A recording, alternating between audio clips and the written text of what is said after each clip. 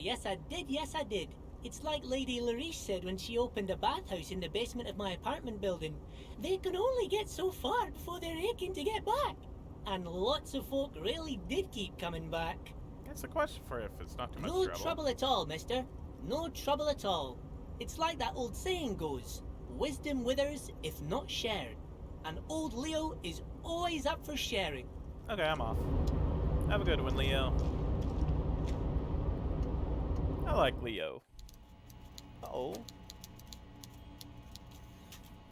Okay. Alright, sir. I want my gun. Mr. Dubois, a pleasure as always. You don't have to sit down this time, since you've already sat on that chair. I'm reconsidering opening that door you asked me to open. Perhaps it will help me somehow. A fantastic change of heart, Harry. Go talk to Manana down by the gates. He'll brief you and give you the key. And just like that, it's happening. The roller coaster is moving. Too late to take it back now. Just open one little door. You don't need to go in or anything. I just want that weasel to come home and see the unlocked door. That's it. Anything else we should discuss? Talk about my lost gun. Yes, your lost gun. My best men are on it. They're turning every stone, searching every playground, asking kids, grandmas, everyone. Your gun will be found, Harry. Let me assure you of that. It's just a matter of time and effort. The only way to find it seems to be working with him. He might even be holding your gun hostage. Wait, the gun may have been bought from Roy's pawn shop. Have your men factored that in? Yes. Thank you for the hot tip regarding your lost gun, Harry. My men have indeed factored in that you pawned it. Now please, let the professionals do their job. Kick back, Harry, relax. I have great guys on this. You focus on what's important. Building our relationship for the good of Martinez. It did not come as a surprise to him. He might actually not be bullshitting.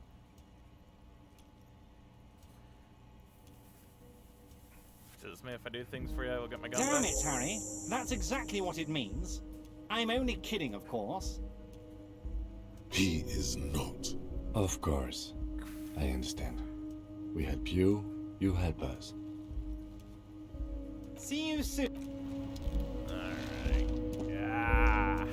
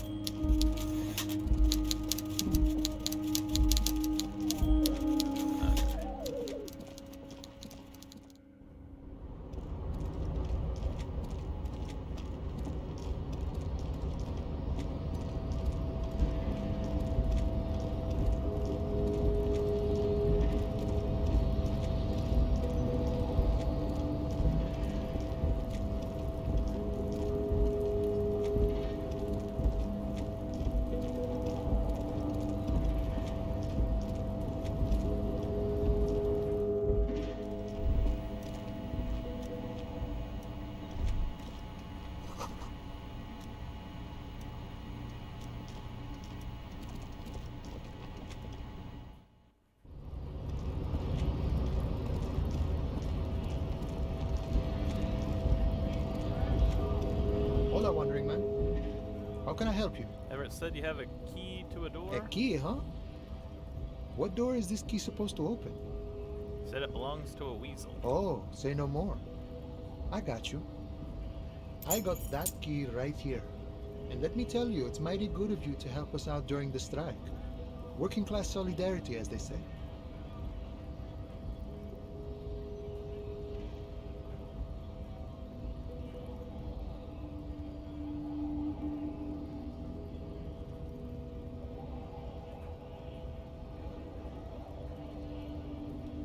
Saw an opportunity, took it on the hustle. I'm not so sure about the hustle grind, but you know, it doesn't matter. It's a good thing you're doing. Thanks. What you're looking for is a basement door behind the greenhouse. That's behind the whirling in rags. That's all I know. Our organization is what you call compartmentalized. Means we keep out of each other's business. Okay, but where did you get the key from? The janitor gave it to me. Nice fella. We talked about life and things that really, truly matter. None of this mess we're in. This jiving and juggling. What's it for? To feed our children, I guess. Anything else I should know about this task? This weasel person when he'll be home? I'm more of a philosophical dock worker. I like to talk about the big picture stuff. Who I am, who you are, what we are fighting for. Ask him about the Hardy Boys. Actually, do you know anything about the Hardy Boys? Los Ardis? They're an independent militant group. A bit too high-strung, but it comes with the responsibility. They're sort of like you. Preserve the rule of law and all that. Except it's Everard's law. But really, they're just like you.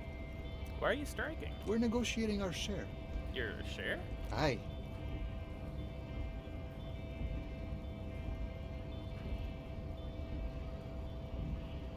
Wait, so not wages or pensions or... This stuff.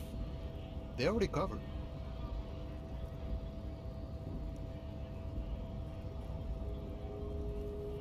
At least you got the benefits, that's something. It's not enough. Not enough to get ahead. More about keeping us in our place. How large a share would you like? All of it. However, right now we want all the harbor workers to be on the company's board, so they could take part in the decision-making process.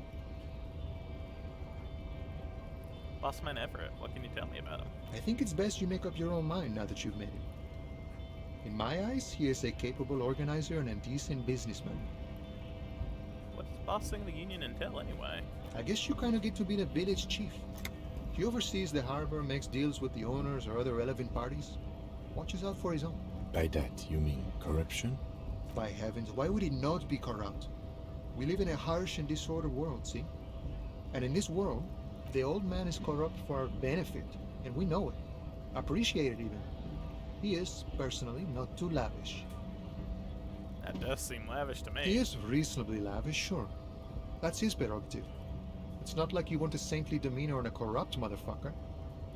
That would be a manipulative illusion. Besides, there are no non-corrupt systems in the world anyway, and moralism is the most corrupt of them all. Are you a communist? No.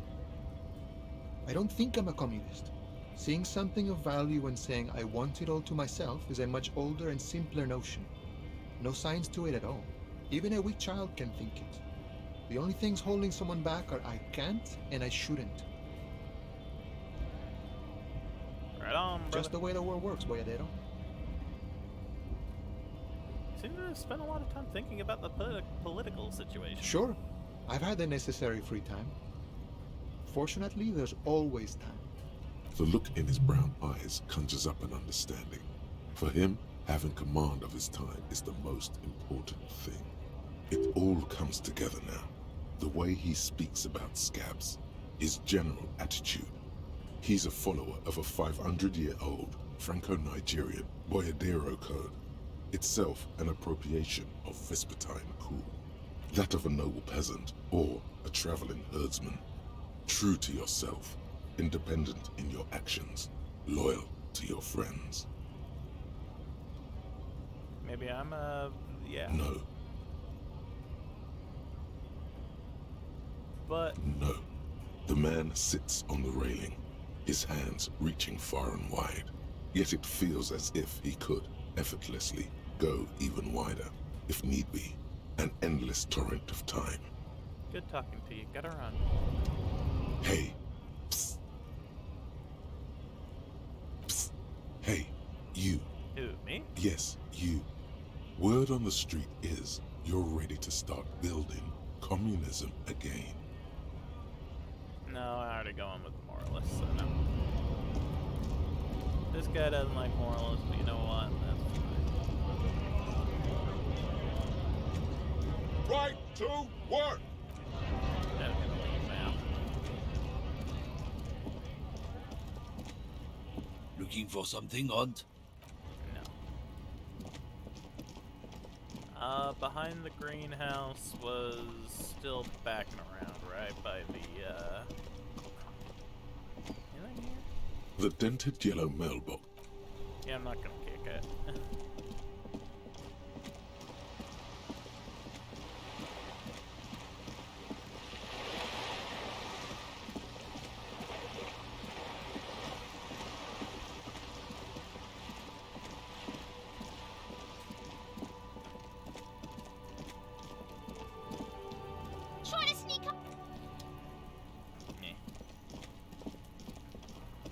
this one, then?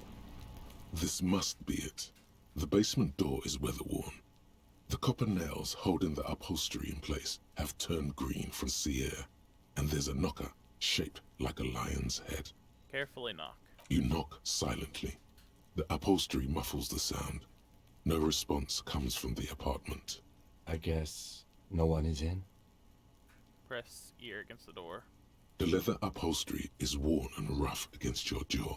In fact, it's oddly silent in the yard around you.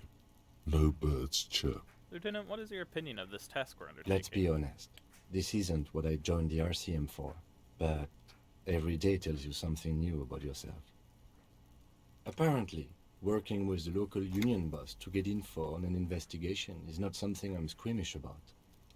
So you don't mind if I unlock the door? If the Merc Tribunal happens before we solve this, we are looking at casualties. What's one unlocked door compared to that? On the Yeah. other hand, we could just leave and tell Everard we opened the door. No one seems to be tailing us to see if we actually did it. Lie to Everett? That's also an option? Yes, presenting a fabrication is known to get results here and there. You took this task. The door is right here.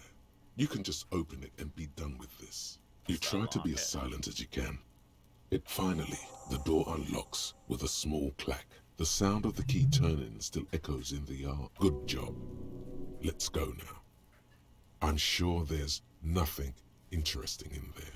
As you hold the open door, you can feel the air moving. A little draft, a whistle.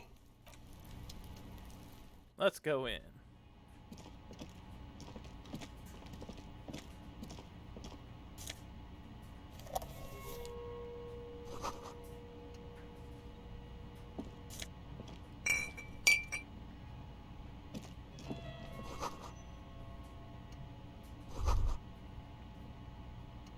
This is the flag of Revachol, the suzerainty. What's with the sun? This isn't just one sun, but there are little suns dancing around the big sun. This is the sevenfold sun miracle. What's a sevenfold sun miracle? It's an optical atmospheric anomaly the first settlers saw. Happens in cold weather. 6 small suns around the big one. This complex halo phenomena is how old Revachol got its flag. Lieutenant. The old flag of the suzerain. Mm-hmm. The tenant is an old-fashioned guy. The lieutenant does not bow to the flag.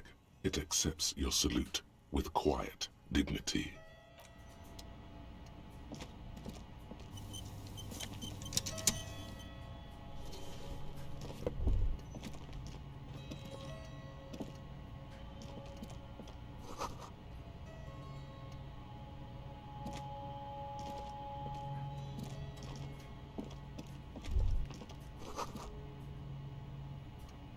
A row of mugs sits on the shelf. Each one depicts a human figure. A dark-skinned woman grinning amidst mysterious symbols. A broad-shouldered man shoveling potatoes, and others. Tap on the mug. A little ring. Though cheerful, the images on the ceramic make you vaguely uncomfortable.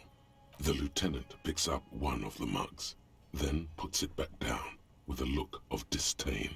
I'm beginning to feel better about breaking into this man's apartment.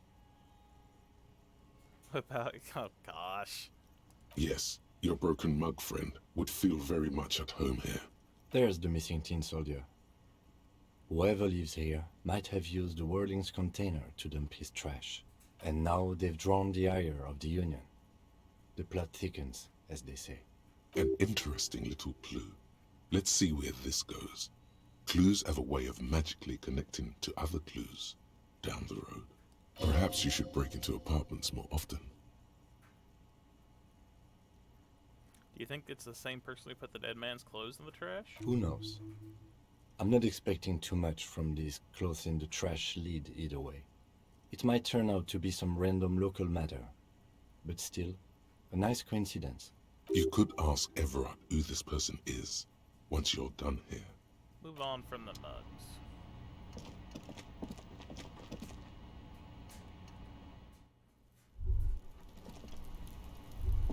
Master Investigator. You just can't keep yourself away from locked and hidden places, can you? What do you mean? Nothing, nothing. You're right. Get in there. Deep. Invade every personal space. Break every lock. It's my duty as a cop to... I'm just browsing. Yes, that's what it is. A quick peek here. A short glance there. It's all quite delectable.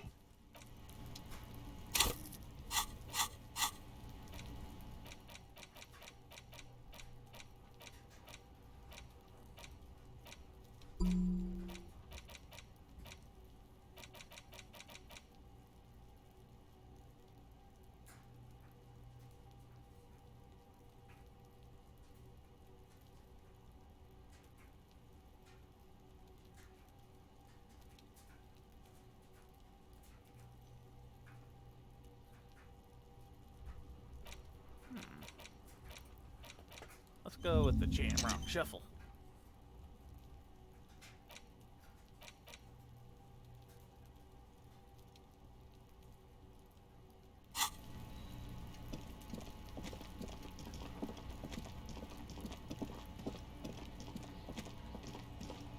Oh, I did get a new shirt. This one gives me logic. Good with numbers. Less drama? I'm fine with that.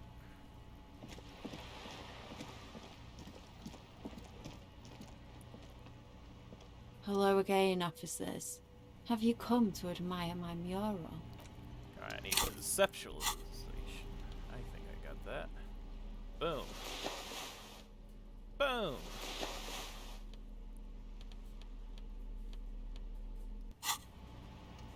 Should be a bit Hello better. again, officers. Have you Not come to really. admire my mural?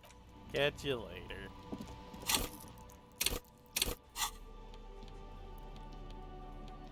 Alright, put on logic. Oh, that's fine. Good for now.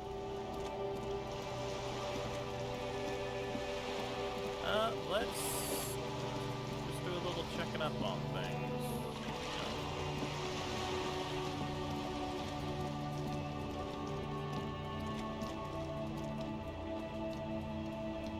Check to see how things are going on in here. Hello again, esteemed officer, and welcome to Crime, Romance, and... Farewell for now. I'm sorry, sir. I can't talk right now. You just can't win. Out of the rain and into the gutter.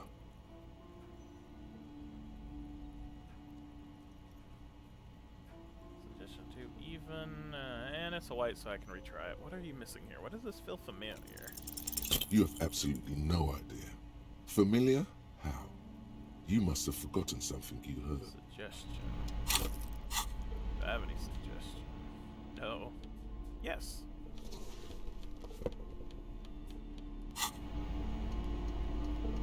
Hi, Ace Detective. Are you here for more books? Yeah. Okay, we'll leave for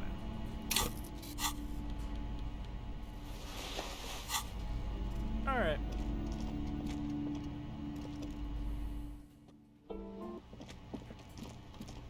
I don't want any books yet.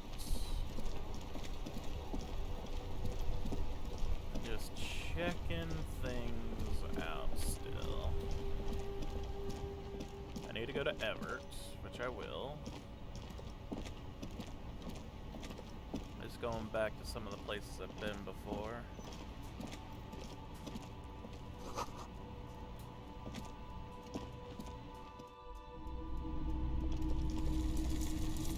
You see rows of toy soldiers guarding the rest of the trinkets displayed on.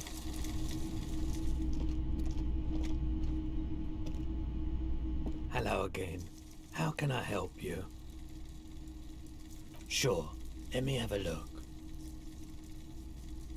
Anything else you're thinking of selling?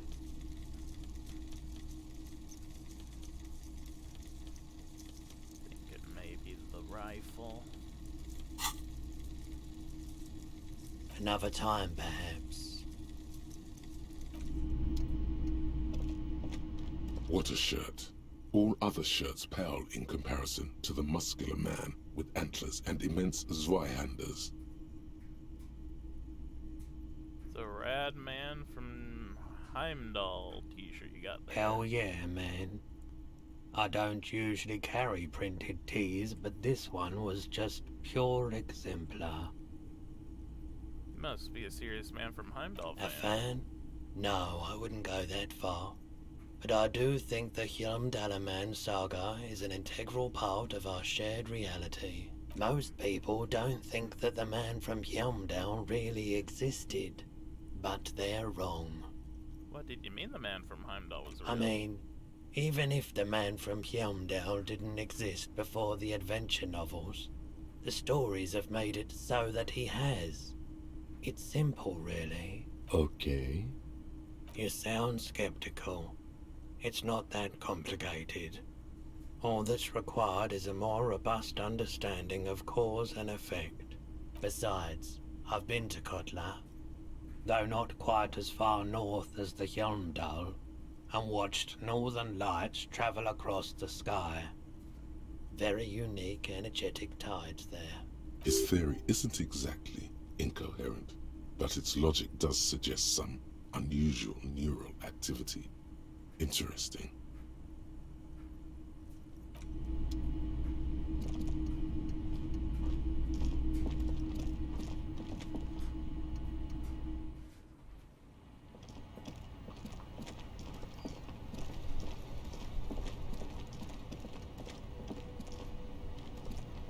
The speakers below are banged up and worthless. The sneakers... You keep coming back! That's good, officer! Keep browsing those clothes, keep... You find your... The box smells like cat piss. Economical, but also trendy. Look first hand, buy second hand. The shine on these sunglasses lasts a lifetime, officer. 100% guaranteed.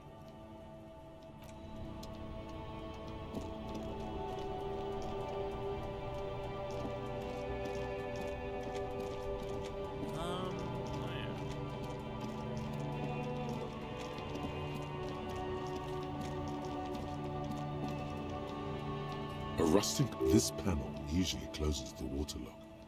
You pull the lever all the way up and nothing happens. But wasn't there a sign over this? Alright.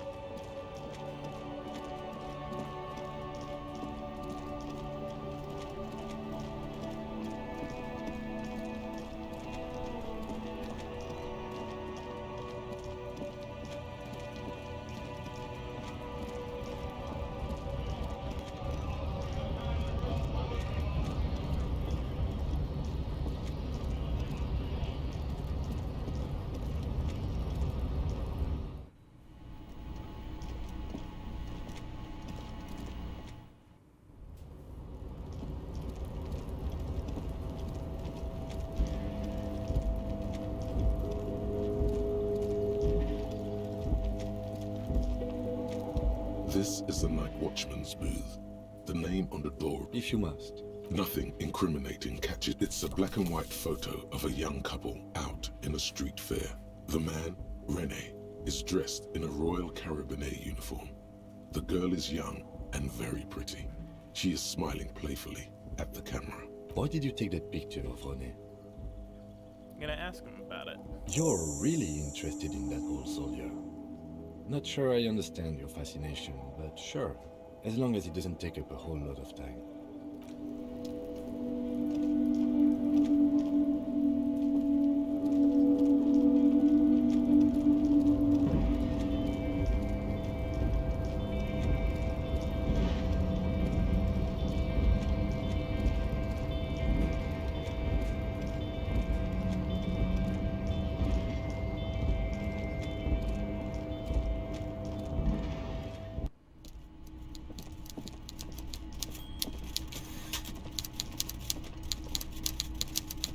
Mr. Dubois, a pleasure as always. You don't have to sit down this time, since you've already sat on that chair. I opened the door. I'm very glad to hear that, Harry. One question. You didn't actually happen to stumble in and see what's inside the apartment, did you?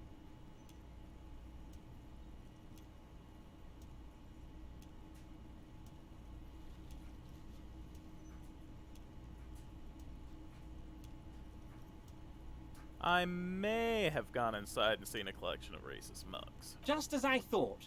Culturally antiquated mug collection. What a weasel. Pissing on Everart's Rainbow Coalition.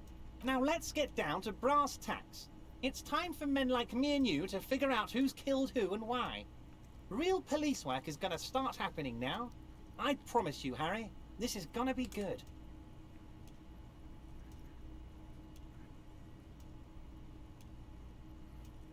The mug collection I mentioned was in the apartment. I found a similar mug in the trash with the hangman's clothes. Racist mugs in the trash and in the apartment? You guys are just light years ahead of me. I have so much confidence in the ability of your organization. I'm relieved you're doing this and leaving me to do what I do best. Helping people. With the power of politics. Yes, yes. Do you think this weasel is somehow connected to the murder? Oh, no, no, no, no. I don't cross paths like that. All I want is for you to succeed in your investigation. I would never complicate things for you. But this weasel might have cleaned up after the killers. Believe me, Harry, he's a nobody. Just your basement variety nobody. Can't imagine him being connected to a high-caliber case like this. But he does live nearby. Maybe it's a pedantic weasel. Fascists are known to be neat freaks. I feel like a real detective right now, Harry. Am I getting this right?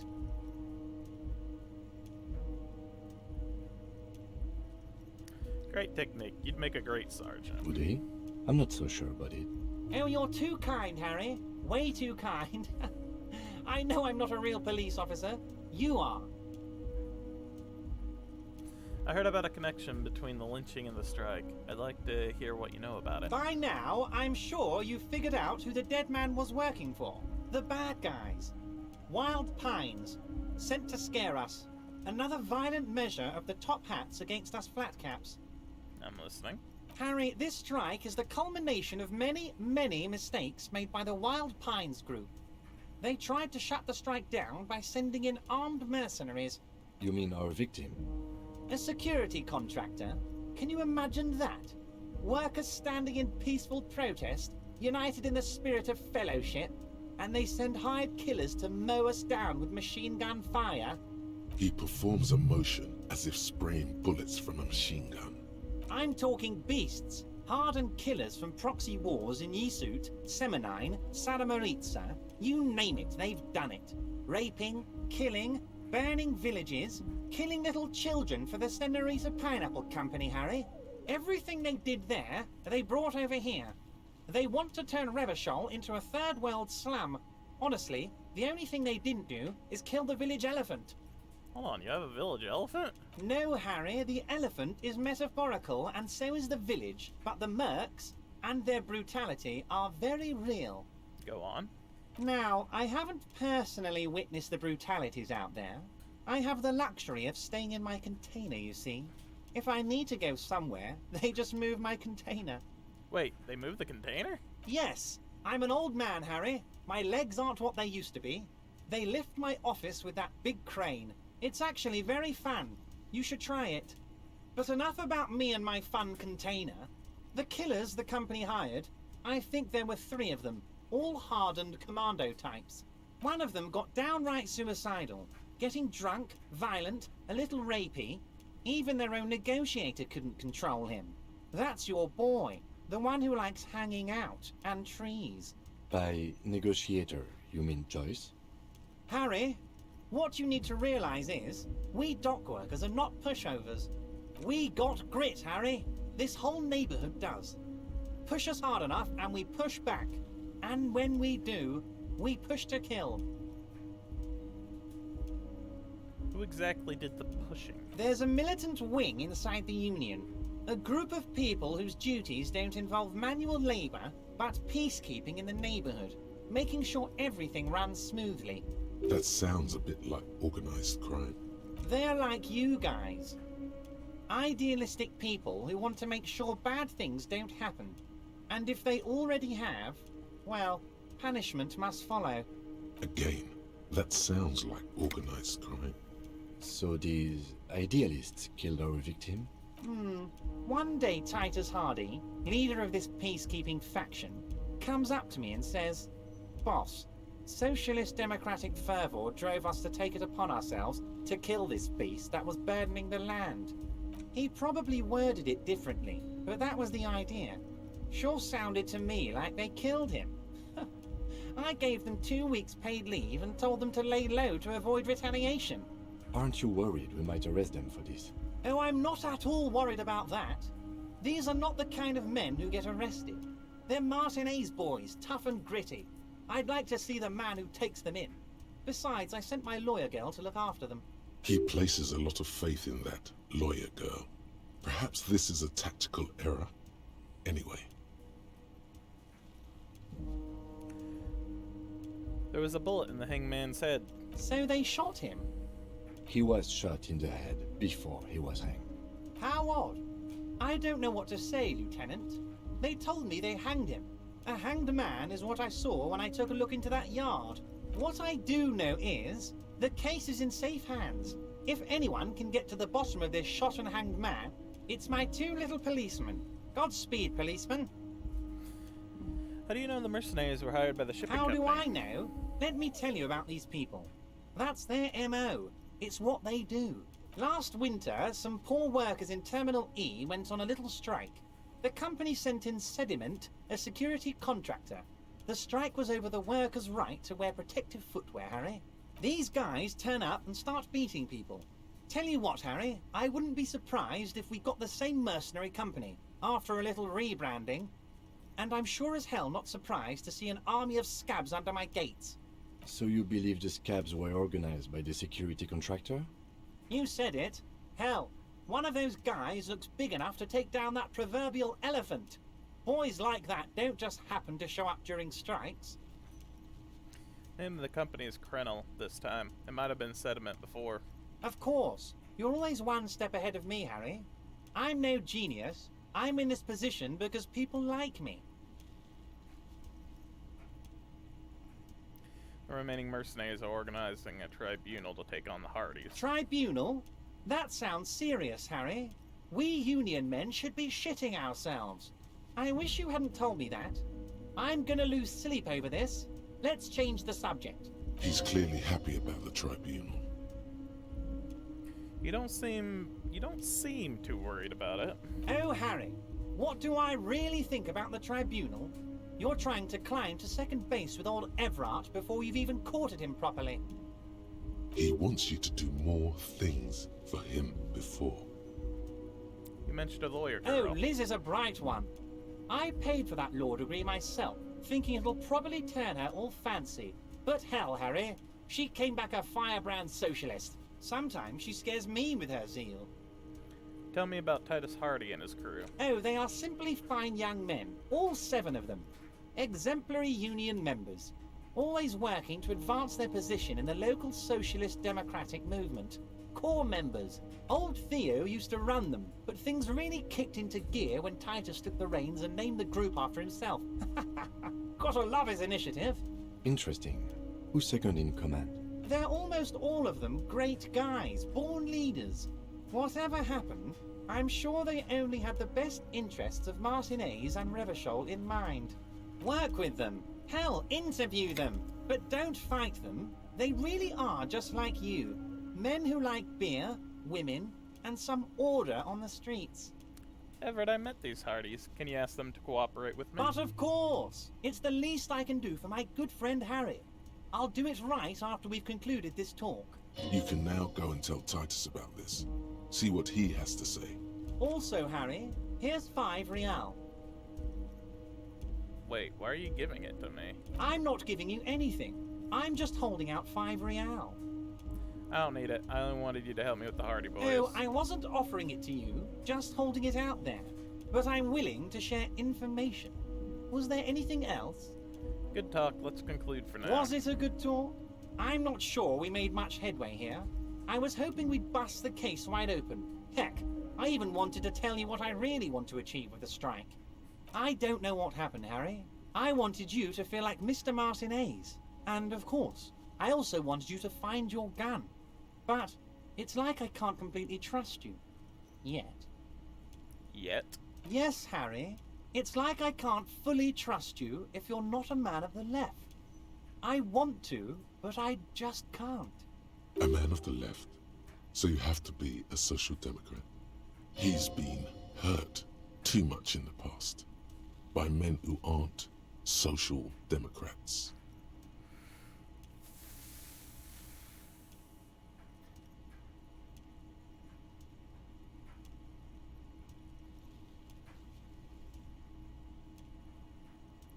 Not a man of the left, I'm a patriot of Revachol. Just between us, I don't care for those lefty dinks either. It's all about power, and here's how we're gonna get it. I need you to be my kingsman, Harry. Kingsman? Yes. Please, let's be that. And what would this entail? Once again, I require nothing unethical or illegal of you. You just need to get 2 little signatures on this piece of paper, and then mail it to my accountant in La Delta. Kim, what do you think of this? It depends. I don't think what we just got from Mr. Clare was very useful. As I said, it weighs on me heavily. But once we get really talking, well, I'm gonna hand you the keys to Martinez, and maybe even help you figure out who's behind this killing. What are the signatures for? I'm glad you asked, Harry. The Union is going to build a modern youth centre in Martinez. It will be righteous. We're gonna get those teenagers off drugs, and on roller skates. There's a nameless little street on the coast with some old houses around it. Most people have already signed. I just need 2 more signatures to get this mission off the ground, Harry. Where is this place exactly? On the coast, Harry, across the canal. There's a cul-de-sac there, a little village they're calling it. A gloomy place. You'll find it. I trust your detective skills, Harry. Water drips from the eaves. A woman looks at her freshly tarred skiff. There's a pair of cavalry boots under the fish in the box, and the wind howls like a vicious spirit. All happened to the current occupants. They are just gonna have to deal with the construction noise for 6 months, and then they'll be living like kings. Right next to a fancy new youth centre, designed by the best architects from Stella Marie. Fine, if I happen to be there, I can ask them. You bring joy to my heart, Harry. Such a pleasure to be working with you. Here, you need to get signatures from Isabel Sadie and Lillian Carter. The cul-de-sac is right past the pawn shop and across the canal. I hear there is some trouble with the water lock, but they should fix it by Wednesday hey, keyboard morning. zombie. Yeah, same. Once you have the signatures, mail this to 13022 La Rocca in La Delta. Then I'll know you're a real kingsman and a patriot. Alright, I ain't getting any more out of him. It's clear you like the hard stuff, Brota. The what? Sounds like my stomach's growling. Evening falls. The time has come to take the vow. Vow? The vows are blood and flesh. What is my lower intestine going on about? Lower intestine? The term is metabolic and circulatory system. Okay, but what's the hard stuff? Fascism, Brota.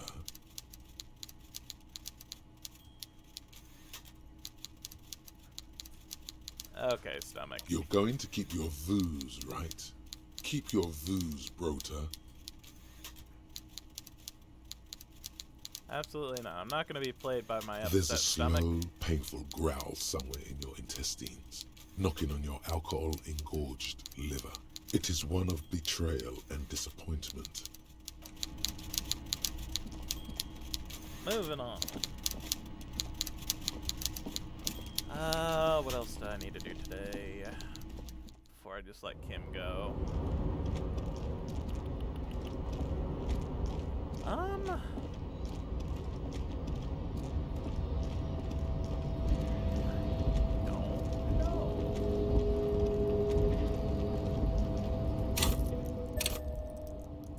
Did I just...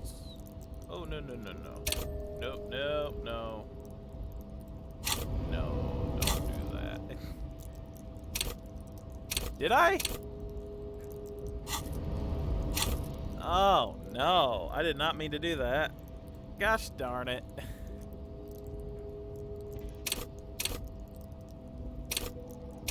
That's...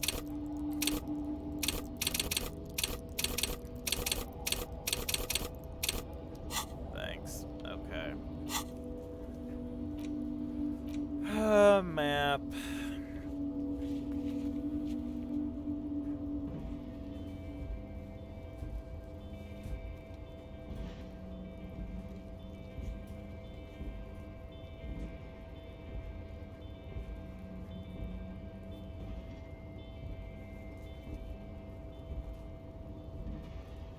Next stand.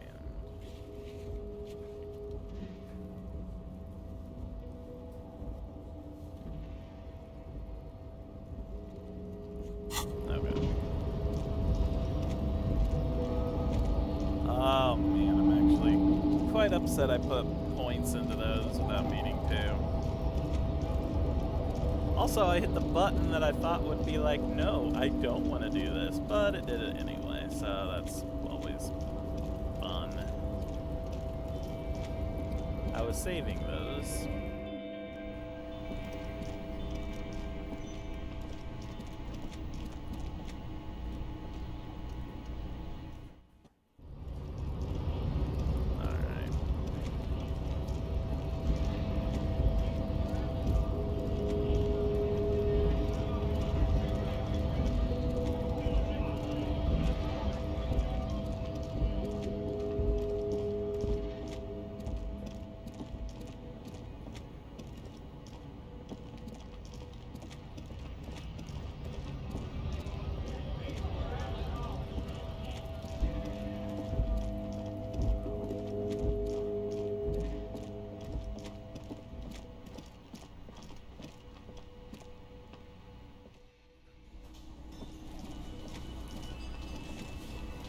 I've got nothing to say to you.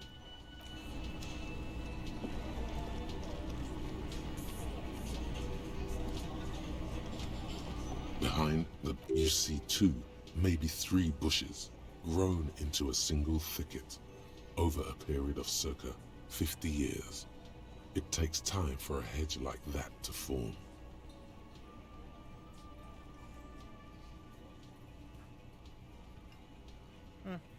Let's do it! Nothing. Just black tangles like the hair of an old woman. Motionless. The wind in the yard doesn't reach the hawthorn, nor does the light come in from this window. Looks like the circus left town, but the clowns are still here.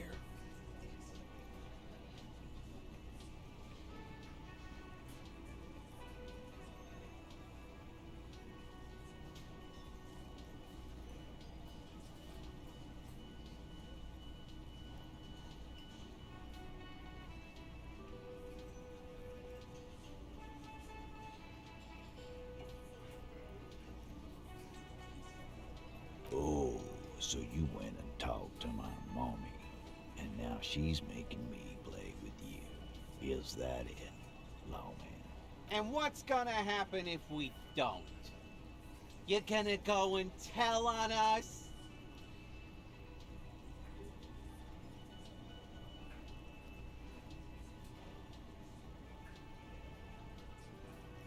I would never tell on someone. I would, though. Typical Bino Claude. Always a tattletale. Everard sent word you two would be around again. That's the only reason I'm being so forthcoming with you. Don't wear it out. I found a bullet in the hangman's head. A bullet, you say? That's mighty curious. Indeed. Mighty. How did it get there? Well, there are so many bullets in the world, and so many heads. I guess it's only logical. At some point, one of them bullets had to end up in one of them heads. It's bound to happen again, you know? Just statistically speaking, of course.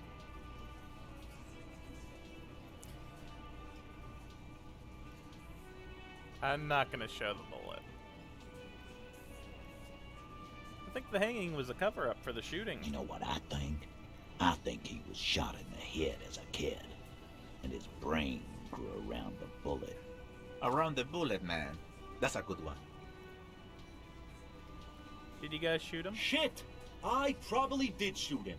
I was drunk last night. You guys know me when I'm drunk. Yeah, Glenn likes to shoot his guns when he's drunk. Better hope he stays sober. No, he meant before he was hanged. Did you shoot him before you hanged him? Before? After? During? This is getting ridiculous. They told you what happened. Stop wasting your time. Alright, I'll show the bullet. I'm afraid they're gonna try to take it. You know? I'll figure it out. Never been worried in my life, lawman. It's not like he blew it wide open, but there's a little crack in there, somewhere.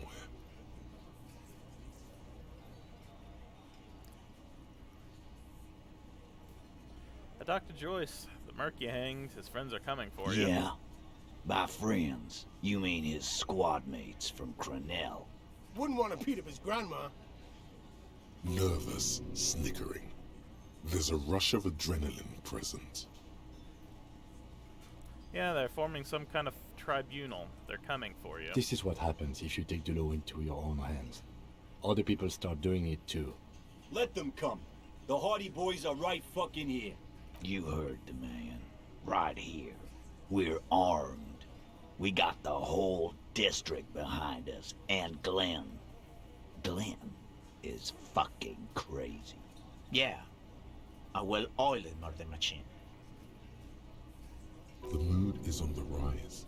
They're feeling confident, ready to punch out the whole merc platoon.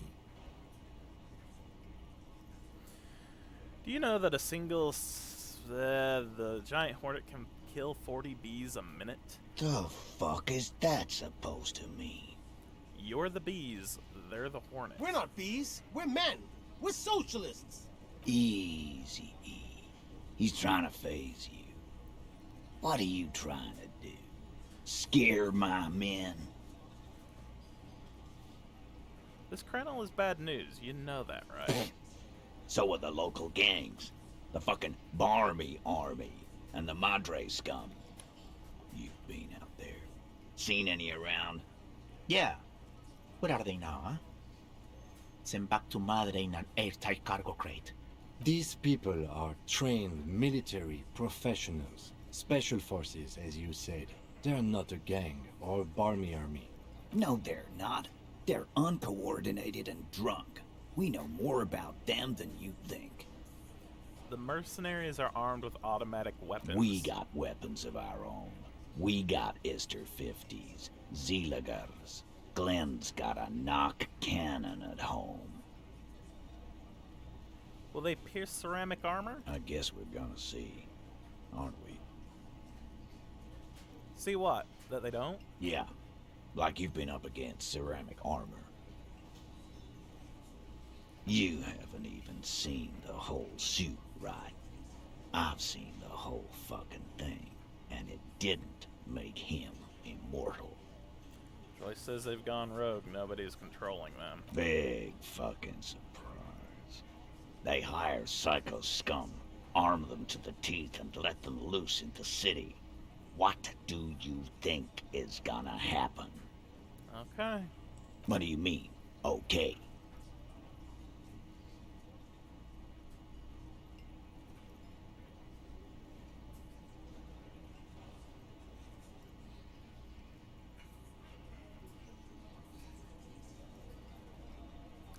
I mean, okay, they're gonna wipe the fuck out, like you the fuck out, Titus.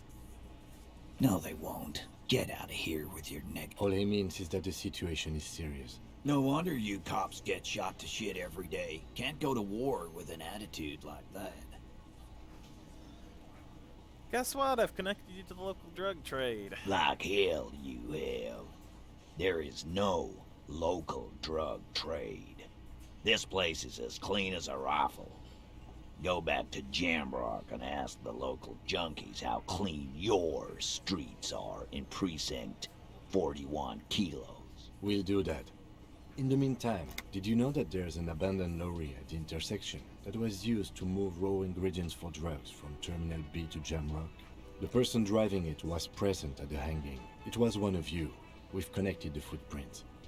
Detective, do you want to deliver the coup de grâce? The thought forms in your head, like a lightning strike branching in the sky.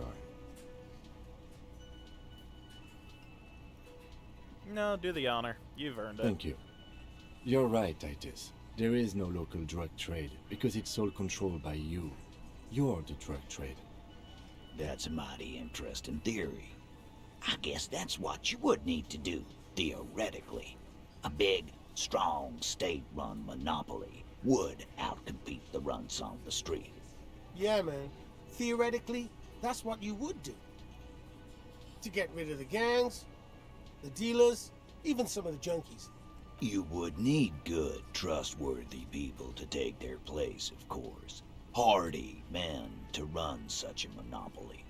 For the good of the community, of course. This is disgusting. You're admitting to profiting off poisoning your own people. Who fucking who? People will always be taking drugs. Might as well do it clean and organized. Yeah, that's what the labor movement is all about. Clean and organized. And the Hardy Boys are running it. Theoretically, of course. We're just talking politics here. My answer to your drug accusation is, how dare you? Go fuck yourself. Not quite yet, Mr. Hardy. There were 8 sets of prints on the crime scene. There are only 7 Hardy Boys here. The 8th Hardy, the one who's missing. She runs the thing, right? My answer is, fuck off. Mind your own business. There is no 8th Hardy. I run this goddamn scene. And here we go. Back to the usual. I know! Fatty walked on all 4s. He's so fucking fat he left 2 sets of footprints. Despite everything, the little man is quick on his feet. Go fuck your mom, Dennis. That's more like it, boys. You heard him. It was Angus on all 4s. Anything else you need to know? I can always do another one. I'll be going now. I think there's an authority jacket or some such, I think.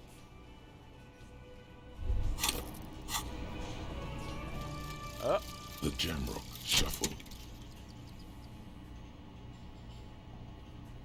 In a way, yes, you are treasure hunting. Most officers from Precinct 41 do what is called the Jamrock Shuffle, cracking open containers. Most of them are from Jamrock or Coal City, the poorest parts of Revachol, that also overlap with a network of royal catacombs called Le Royaume, just beneath the streets. As children, you would all go underground, hoping to find treasure, and come back with a rat's tail or a used needle. That playful curiosity must still be in you. Who knows, maybe one day the Orbe de Montagne, the Holy Scepter, and the Cocaine Skull will all be yours.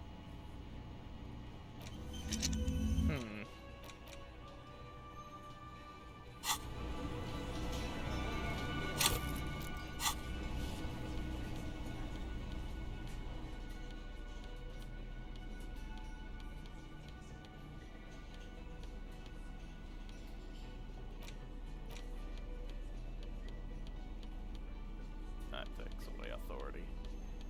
Okay, I don't have any authority kind of stuff. It's you again. What is it?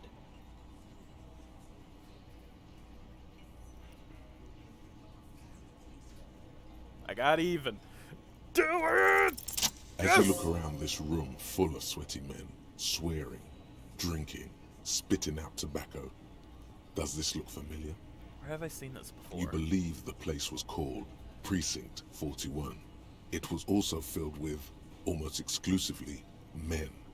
Sitting on desks, talking shit and wasting time. I get it, Titus. You guys really are the authority around here. Oh? You must be. You're just like real cops, drinking beer and sitting around with your dicks in your hand. You got a problem with beer now? Not quite there yet. Push on.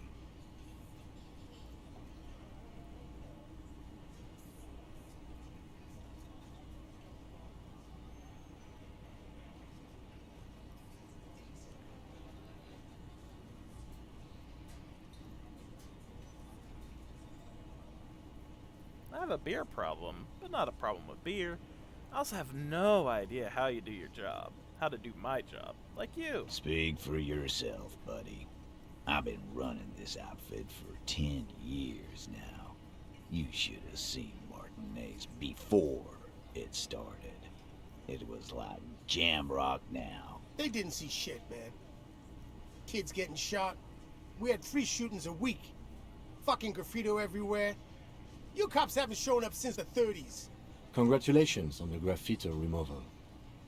All I see is you sitting around talking about Monica's titties while there's a rape victim. So what? What do you want from me?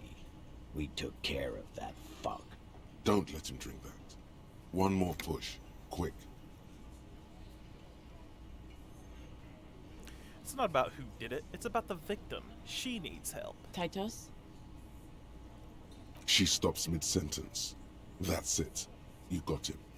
He's going to give it up, but on his terms. You wanna help her, cop? Fine. I'm gonna let you help her. But you treat her with respect. If you don't, if you question her, harass her, a freight train of pain, buddy. What is her name? Glacia. I'm on due. She's staying here at the Whirling in Rags. A real pretty one. Silvery jumpsuit. Blonde. Oh yeah, the That's girl I I'm on first due ran into. with an O-U. Shit. The girl. The girl upstairs? That can't be her. She knows you drank so hard you forgot you were a cop. Low composure. Miss Orange, a disco dancer. Sure. Why not? You've probably seen her around. Do it! You inexplicably add cool after the victim's name, with your eyes bulging like some wild beast. Your fingers are fidgeting and sweat starts forming on your brow as Titus looks at you oddly. I don't understand what's so cool here. Nothing. We just have a few more questions. Then we'll be on our way.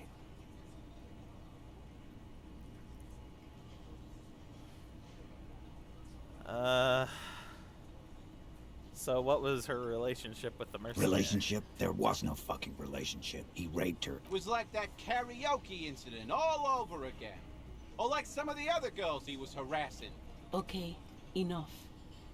All of this is irrelevant to your stated investigation. So when was that? He did it before we killed him. He's not gonna do it again. So what does it matter? It would help if we establish it. All right. 2 weeks, maybe? I don't know. I need another beer. Here you go, boss. So, what is your relationship with her? I know her. How well do you know her? A small twitch in the corner of Kim's mouth. He has a hunch about what knowing means. Well enough, Copper. We partied. She's been here for a few months. He tries to make it sound real casual, but the muscles on his neck tighten. So she's not from around here? You mean Revachol? Nah. Our Miss Aranye disco dancer is an immigrant, or a drifter of some sort. Been staying over here over the winter. Don't you give her any more trouble. She's just had some bad luck, that's all. Shut up, Angie. She doesn't need your help. Titus gives them both. What's with all the silences? It's like these guys don't know how to feel about this. You should keep picking at it. And what was up with the partying she and Titus did? It sounded fun. You said you partied. Cool. That's cool. But what did you mean? What do you think I meant? Did you do karaoke? Yeah. Tons of it. All the songs. So you're saying the two of you were close? No, we just fucked. That's all. I'm not gonna give you any details if that's what you're after. So put your dick away. Aye, aye. He really went out of his way to seem comfortable with this topic. That's all you're gonna get for now. I think I know her. You don't know her.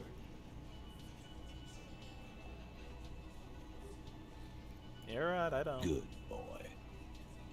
Thank you.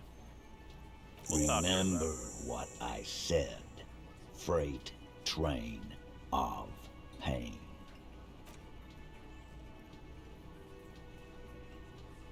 Ay, ay, ay.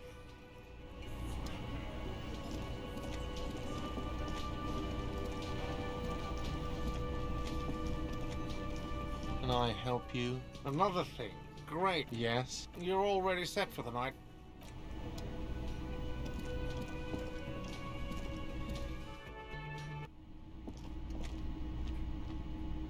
The door is closed. Who is it? This is the police. Can we come in? Come on up. The door is open. I'm drying my hair. Sounds like it's coming from upstairs somewhere. You could snoop around before going up. Oh, no, wait, what, kid? Let's just talk. Officer, what was that? You mean the sweating and the fidgeting when he mentioned her name? Yes. And the sort of quivering jello thing with the eye? Yes. I think I know that woman. The victim? Is there something I should know before we talk to her? I met her in the hallway after I woke up. Understood. You were not in good shape on Monday. She knows I don't remember being a cop. Okay, that's manageable. She knows I did some pretty crazy stuff before I passed out, that I partied hard and I'm not very mentally healthy. So she overheard you? Or did you party together? She overheard me listening to music and doing weird things from her room. It's the one next to yours. Anything else? I asked her where we are, what city this is, maybe even what year, something like that. That's clearly your interrogation technique. Anything else? I didn't her. What you're saying is, you raped her? Ice is forming on the inside of your chest cavity. Cold sweat trickles down your neck. No. Then, don't ever say that again. What else? We'll be alright, officer. You feel fortified by his assurance. It's gonna be alright. Ay, ay, ay. I don't feel good poking around her. Well, I'll take that. I'll take the beer bottle. The beer bottle I will take. It needs to be clean, you know? We need a clean place. Also, what are you doing? Wait, she said up, so let's not do that. Let's just go up. Any more bottles I can just take? That. Is it gonna take me back down? Oh yeah, it is. Whoops. Ow!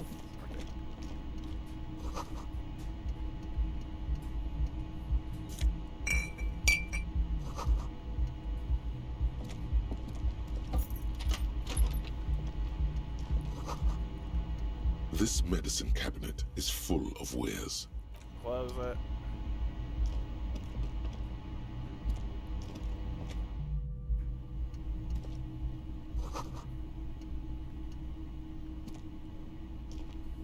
This window is pristine on the inside, unlike the one next to it. Light from the desk lamp reflects off the glass in an untarnished golden halo, smooth as ice. There are spots of mud and rain on the outside, even smudges. But the surface of the window is clear from the inside. No chips, no hairline fractures.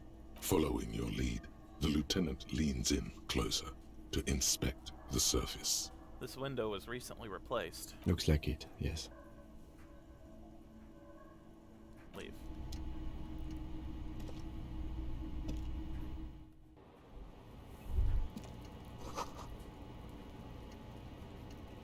What's this? The same small, heavy door. No lock in sight. What does this I lead don't to? know. It is not the first closed door we found in this building. There is also your mysterious blue kitchen door. Do you think it's important? I don't know. The further we get, the more this building seems to be tied to the case. Below, the hostel cafeteria creaks and groans under your added weight. A skeleton of composite support beams and cantilevers. Tap on the roof with your A foot. dull thump. Somewhere inside, a wind brace rattles from the imperceptible motion of the building. The vigilantes, the cadaver, and a number of people connected to the case are in or around this building. This door is part of it. It's not unimportant. It's barred from the inside. You hear the bar rattle in the brackets. Sounds like it's heavy, too. Very sturdy. Need physical instrument. Ooh.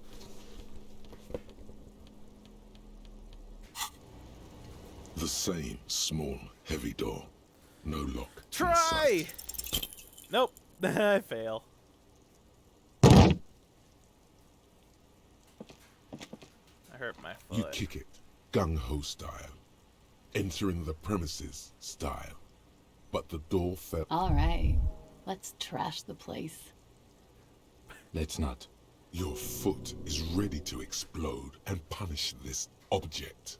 Swallow the rage. The sturdy wood door has lost all respect for you. Leave. Just as you look at the flowers, a gust of wind raises them from the roof, picking them up in the air. You catch a single white flower between your fingers. The rest fly off into the wind. It's a Maybell. The young woman looks at the Maybell in your hand. Just a glance, then takes a drag of her cigarette. The lieutenant gives you an acknowledging little nod.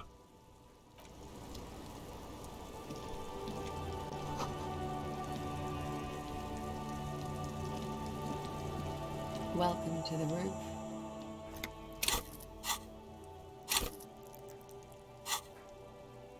Her hair is still slick from the shower. Below her silvery jumpsuit, an athletic young body, built long and lean, then toned over several years of self-defense training. You can sense it in the sharp pointing of her elbows. I'm sorry for the mess down there. The cleaning lady hasn't come by in days. I'm beginning to wonder if she ever will. I see you got it here. Nice. I don't know about that, officer.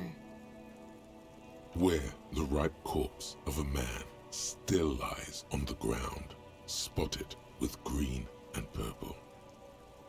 You mentioned a cleaning lady. I think I need one. Oh yes. Legends of room number 1 have made their way around the building. They say a portal to hell has opened in there.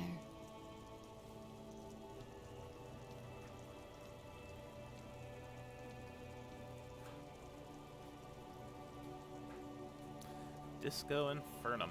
They also say that's why the cleaning lady quit. Because of the infernum. I'm Kim Kitsuragi. I'm a detective from Precinct 57. I believe you have already met my colleague from Precinct 41. Have I ever? This is the biggest fan of ostentatious orchestrations I have seen in my life. And I have seen a few. Oh yeah. Life gets hard, but we go on. The chorus of the 35 single, megaphoning the entire human race, instills you with the fuck it all swagger that prompts one to plow into grannies on your morning stroll.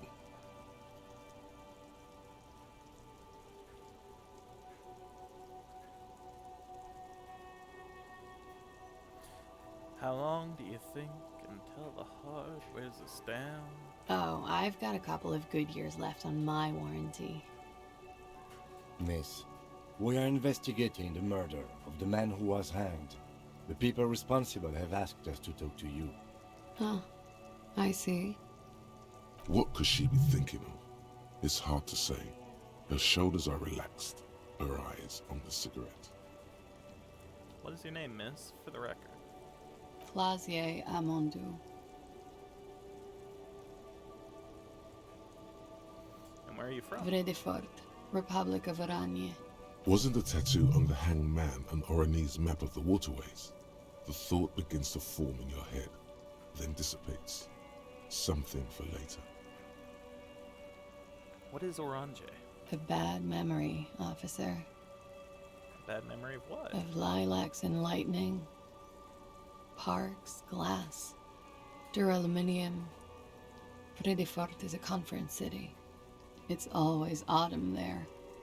A night. At least it was for me. What's so bad about that? Nothing. If you're no longer there. How old are you? I'm 28. What do you do, miss? What is your specialization? Something stupid. What's that? Oranese lit. Oranese lit? Oranese literature. It's what I studied at the university. What is Oranese literature about? Fear of failure, fear of death, how it sucks to be Oranese. All national literatures are. Only the name of the nation changes. Orange's lit. What do you do with it? Nothing. I do nothing with it. How do you make money then? Money is very important. Cool. I've made more money by just being than I have with Oranese lit. Being what? Many things. A roller skating instructor, a secretary, Miss Oranje 37. Miss Oranje, now there is something you should linger on. What is Miss Orange 37? It's a beauty pageant, held in the year of our century 37, in Oranje. She was 14 at the time.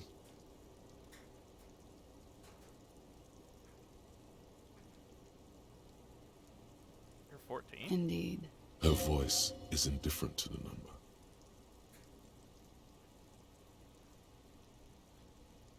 Cool. Full disclosure, I was Miss Teen Oranje 37. The pageant was discontinued recently. Can we take a look at your passport, please? I'm afraid you can't, officer. Why is that? Because it's buried in a sealed plastic bag at an undisclosed location on the coast, along with cash and airline tickets. Thank you for your candor. Why? They say so in your tourist brochure. Keep travel documents away from your person when west of the river. How do I know you've told us your real name? If I were to lie to you, I would come up with a more mainstream name than Clausia Mondu. It's a weird name. Okay, then. Okie dokie. If any of this made her nervous, it certainly doesn't show in her expression or her movements. Thank you. That's it. For the record. The record. So official. Nice room you got here. Yeah. It's pretty deluxe.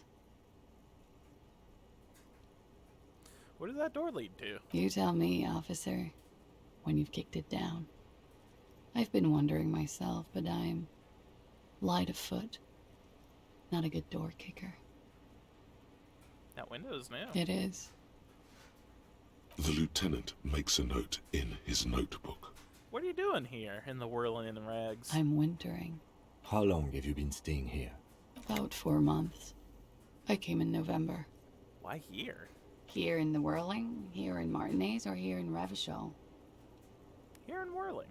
Because it's the funkiest building in Martinez. And because all the other buildings are bombed to hell. What are you doing here in the I'm Whirling? wintering. How long? About 4 months. Why Here in here? the Whirling, here in Martinez, or here in Revachol? Here in Martinez. I heard this is where the washed-up disco has-beens go. You're too young to call yourself a disco has-been.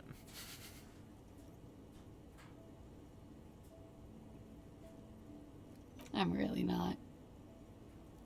I'm How long? about 4 months. Here in the Whirling, here in Here in Martinez. I Revachol. always wanted to see the only city in the world in the worst time of the year. It's a tourist thing. How about the questions? Okay. Watching herself reflected in the bedroom window, tall and sparkling and draped in smoke.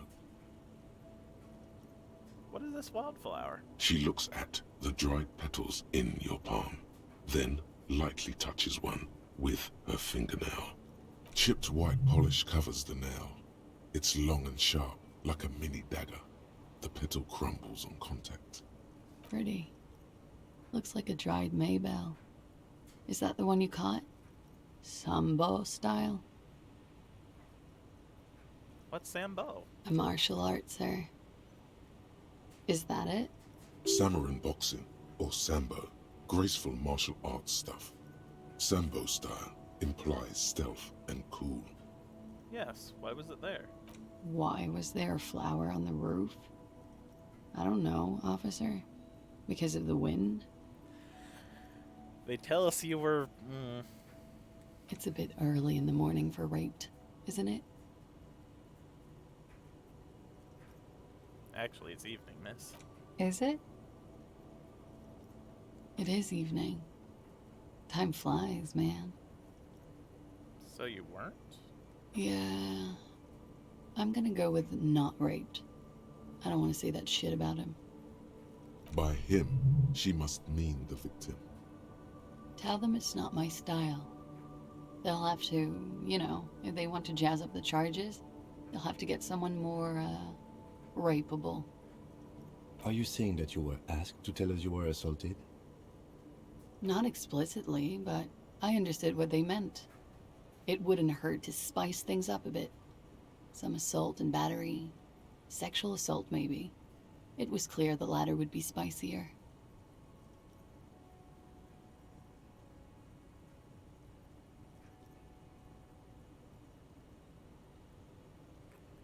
What did happen between you and the We victim? partied. Wait, partied? Where have I heard that before? What kind of partying? Point to your bloated face, the kind I do? With all due respect, sir, I think we partied a little harder than that. Harder than this? Keep pointing to your face. I didn't know it was physically possible. Oh, it is. You're still alive. What did you do when you partied? We drank, sir. A lot. For weeks, basically. We had that effect on each other. We made each other drink harder. That's why I liked him. What else? Stimulants. Speed also has that effect, making you drink harder. And then drinking harder makes you do more speed. It's quite the combination. We also had sex. You were lovers? I guess you can say that, yes. A bit. Lovers is such an emotional word. But there was something there. We did enough drugs for there to be. How did you two meet? Downstairs. At the bar. He was on some sort of assignment. A military man, as you probably know. Had a cool, scary scar. When was this? A month ago? Something like that.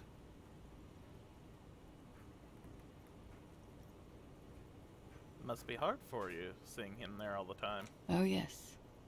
I have multiple viewpoints.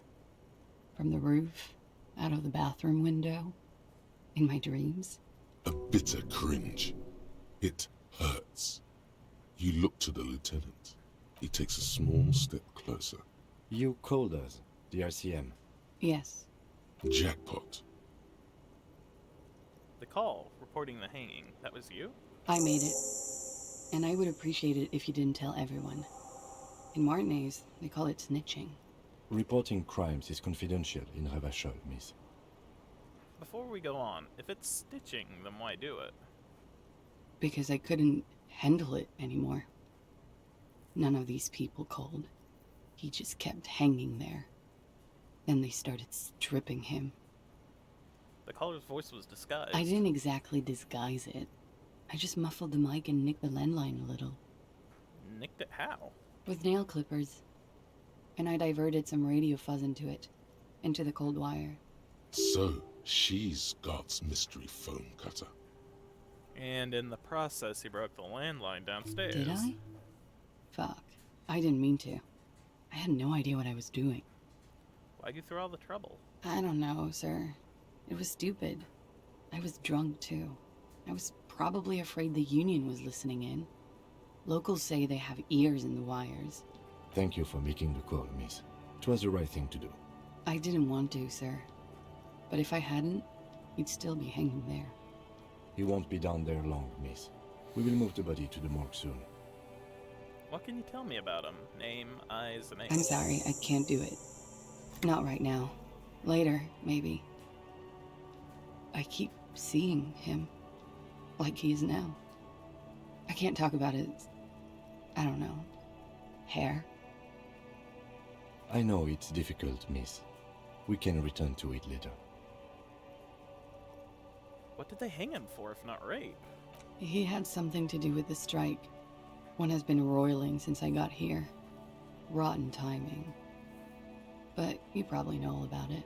And his role in this strike was what? I think he was in a security detail. He was ex-military, worked for Wild Pines, and against the Union. We didn't discuss work much, if you know what I mean. But I understood it was dangerous.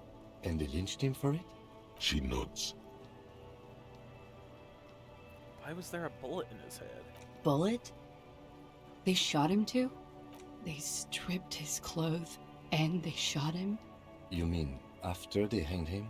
I'm confused, sorry. So am I. Were you aware that he had also been shot, miss? Things are starting to go a little over my head here. I thought he was hanged. I was not present when they did it. I don't know what happened. I just know what they told me. And Sylvie, the bartender. This is beginning to get confusing for you too, and we don't like that. Where was she last Sunday night? Where were you when this happened? Cowering. I was cowering downstairs with Sylvie. How do the Hardy Boys know you? They're frequent guests. Downstairs, they have a booth for union members. They're probably down there now. And how did you meet? Over drinks. It's been a long, boring winter. Did you party? A little, yeah. Like you partied with the deceased? No, not as hard. I'm sorry to have to ask this, but have you had a physical relationship with any of the Hardy Boys? I have. Which one? Which ones, sir? I don't remember precisely. Titus, obviously.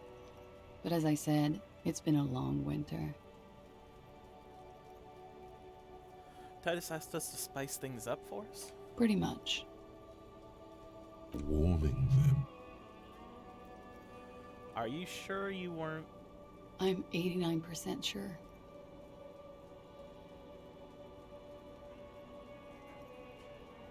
So you're not entirely sure? You know how it is. Do you? Do I? Maybe you don't.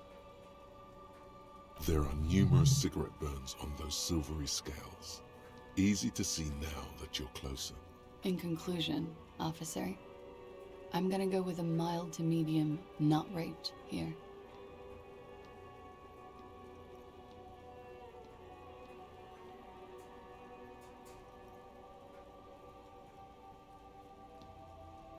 Lieutenant, I don't know what to say about this. I'm sorry, miss, but we need a definite statement.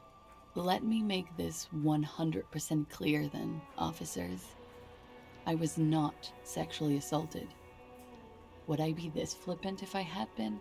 Thank you for telling us all this, miss. She breathes a silvery sigh of relief and weariness. The air on the roof feels humid. Should we head by downstairs, officer? We may have things to discuss there. I had something else before we go, a little thing. She nods. Silvery cigarette fumes disappear into her mouth.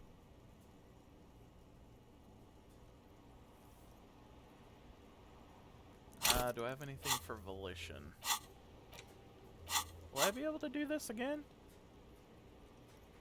It is a white check, so maybe I can. What's a volition at? Ooh, it's a psych. Ugh. Okay. Should I do the volition? No, not right now. Let's look. Why not? I'll be here until 11 p.m., drinking coffee, most likely. As you turn, a bright light catches your eye, making you squint. Where's it coming from? From a distant sunset, a stage light, flash photography, nowhere in particular. It's just what superstar law officers do. They squint at lights, and they solve shit. Yeah, that's me. I've been establishing my superstardom hard Yeah, lately. you have. You're a big dick cop, Dick Mullen. Salem Rocky Bayi, badass on the edge disco cop. Time to recede into a ludicrous fantasy world. Here we go. Camera, lights.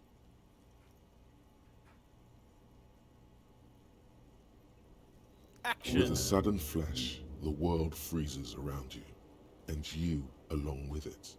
In an iconic monochrome solution, a black silhouette against a rasterized orange world. It's on. Some kind of superstar. Looks like we have more to discuss with those so-called Hardy boys. Half their reasoning just went out the window. You think this will make them cooperate? Nothing will make them respect the RCM, but it will disrupt the game they prepared for us. We just stripped off one layer of whatever it is. Her decision to not corroborate their story was definitely not part of the plan. Why did she tell us all of that? What else could she have done? Lie? She saw there was no way to lie and get away with it. I'm not sure she had to lie. I wouldn't have known. If not you, then me. It was a smart move from her. Something is off here. You think so? She seems forthcoming. Unusually so. Being forthcoming about some things is a good way to obscure other things. The best liars are always forthcoming. Anyway, we should move. I suspect our investigation will bring us back here soon enough. Yeah.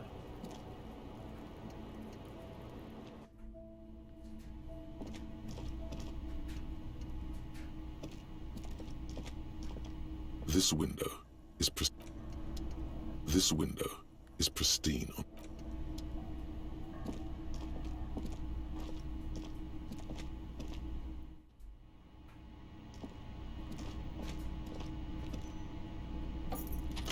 One last talk to the Hardys.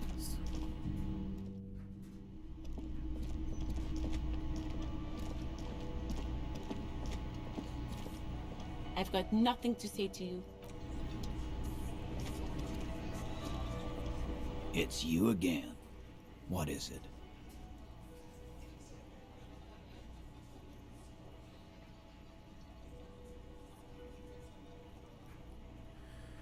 She says she wasn't raped. Fuck! I knew that fucking whore couldn't be trusted. For the record, Titus Hardy did not explicitly specify the victim as a whore, nor did he say anything about trusting her. Oh, shut up and stay out of this, Liz. He raped her. He was out of his fucking mind. You have no idea. She's just in denial, asshole. You don't understand the traumatic experience. She's shutting down, and she doesn't fucking trust you. Yeah, she's crazy, you know. A crazy bitch. You know the type. She's fucked up.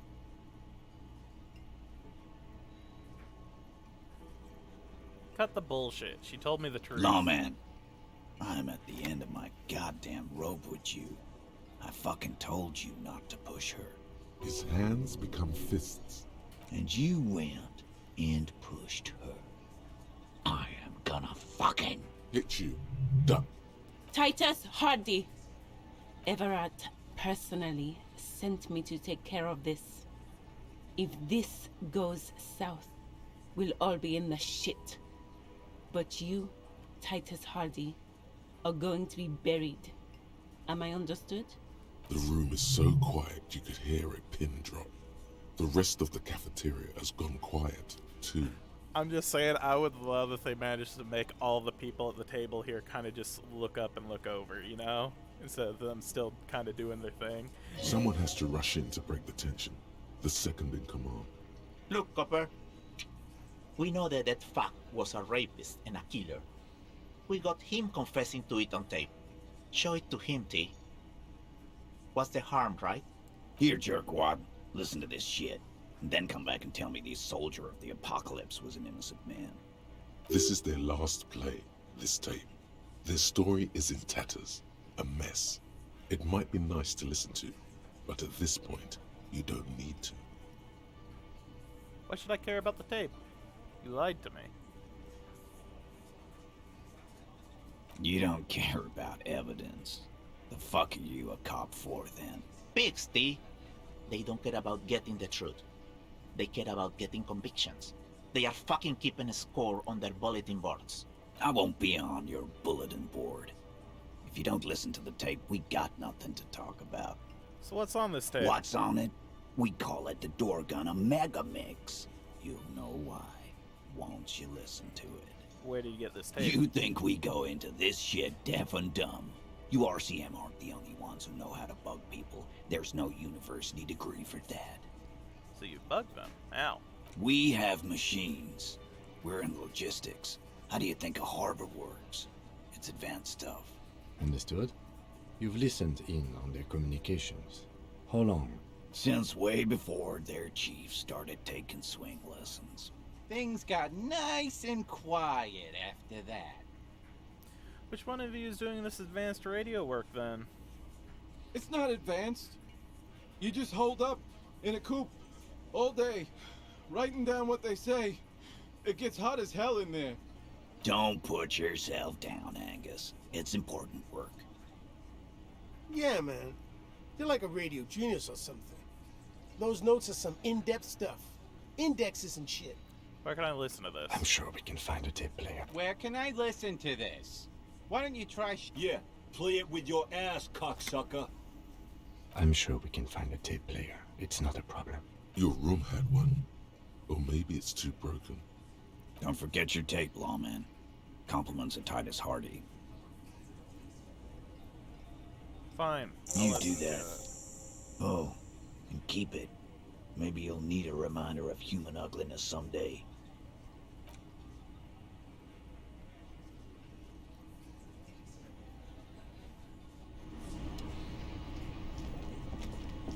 I've got nothing to say to you.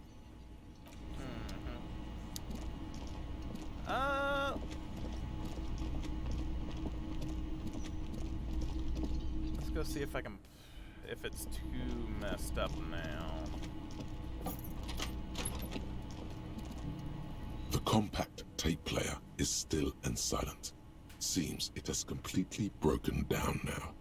The machine was made in Revachol by a company called Le Mercier. The logo depicts the triple tower. The broken tape player doesn't have the ability.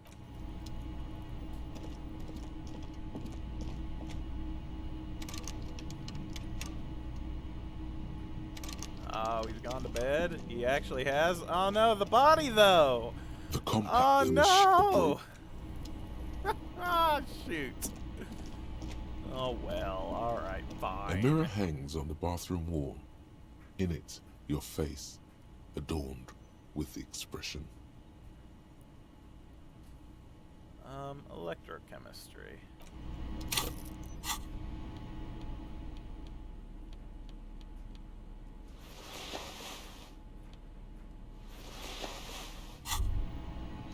The pockets of these new jeans are perfect for sticking your hand into. Makes you look cool, calm, and collected. As your hand enters the pocket, your fingers brush against something, soft, yet crinkly. Take the item out. Hey, it's a chewing gum wrapper. It reminds you of the fruity juice of apricots. You should inspect it closer if you have time. Something about the wrapper's texture is familiar. By the way, the raw materials were most likely exported from Seaguy, the apricot suzerainty, and processed in Sur-le-Clay into the apricot-flavored chewing gum, loved by kids of today and yesterday. Something about it is familiar, and not only to your fingers.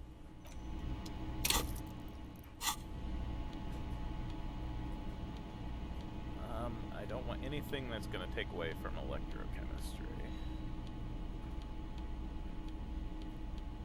Alright. A mirror hangs on the bathroom wall. Ooh, it's still low In by a it, lot. your face, adorned with the expression. Let's try it! Still not happening. It won't come off that easy.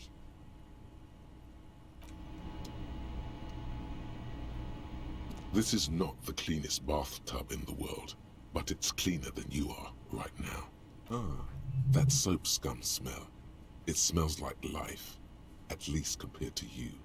Run yourself The a bath. bathtub slowly fills with water. The water beckons. Dress, close your eyes and The submerge. water is only lukewarm, but still comforting, like amniotic fluid. A few beer cans are bobbing up and down along your flanks, like sad duckies. Take the beer cans out. Now you are alone with your thoughts in the tub. but it's easier than being alone with your thoughts outside the tub. They're not even really thoughts, just assorted sensations. None of them acute enough to focus on. Linger in the tub. Your fingers grow pale and are covered with tiny whirls as the water cools.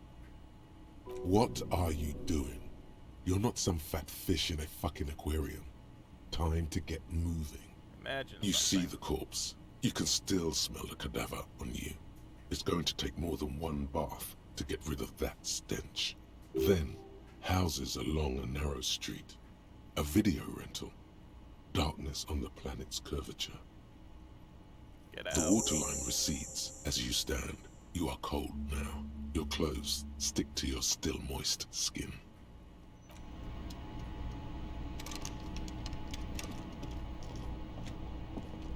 The fan stands still. The switch must be broken. The lights are on. The lights are off again.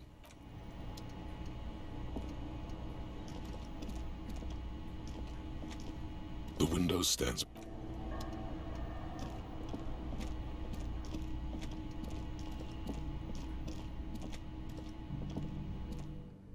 I'm gonna go see if I can get a cassette player. Tomorrow we're gonna be able to explore more, so I don't think it's such a bad thing to do this now.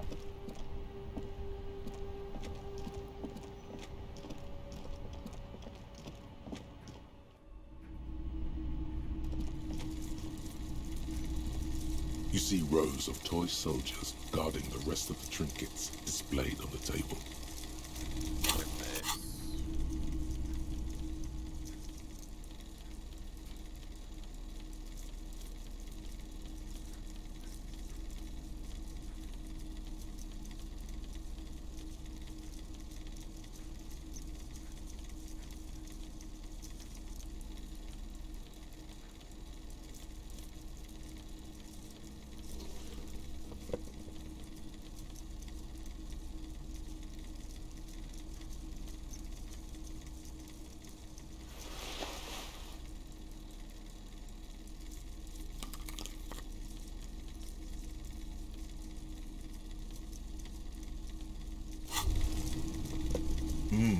The luxury of fine things.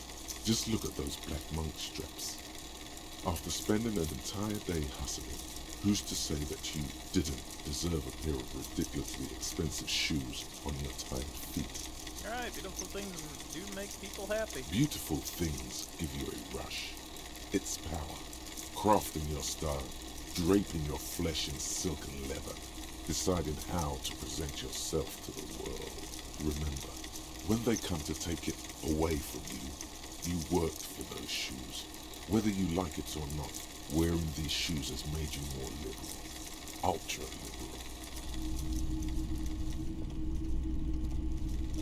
You see rows of toy soldiers guarding the rest of the trinkets. The boomboxes wait on the shelves, and your boombox, that gold and amber Harmon Waushi, stares at you longingly with its tape reel eyes. Can I get a discount on this boombox? A police discount? A discount? I do have to keep the light. Remember, he doesn't like music. He likes sounds. The Doorgunner Megamix is his type of tape. Certainly, he'd give you a discount if he knew you'd play something so experimental.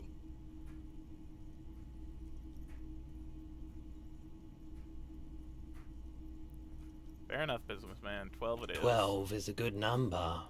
Good internal balance. 12 has integrity. And here you are. Quality sound reproduction on the go. It'll play anything, wherever. Turn any tape into a conversation of sounds and shapes. I do need it. Let's figure out money for tomorrow, but I also think it'll be Wednesday, so we'll be able to do a thing. Some kind of superstar. -2 logic. Still seems unlikely.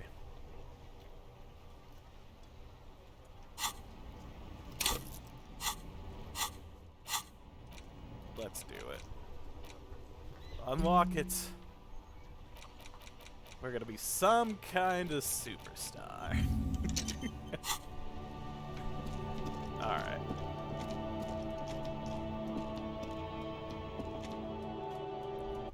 I'll go back to my room and look through my stuff. Actually, karaoke. Can I help you?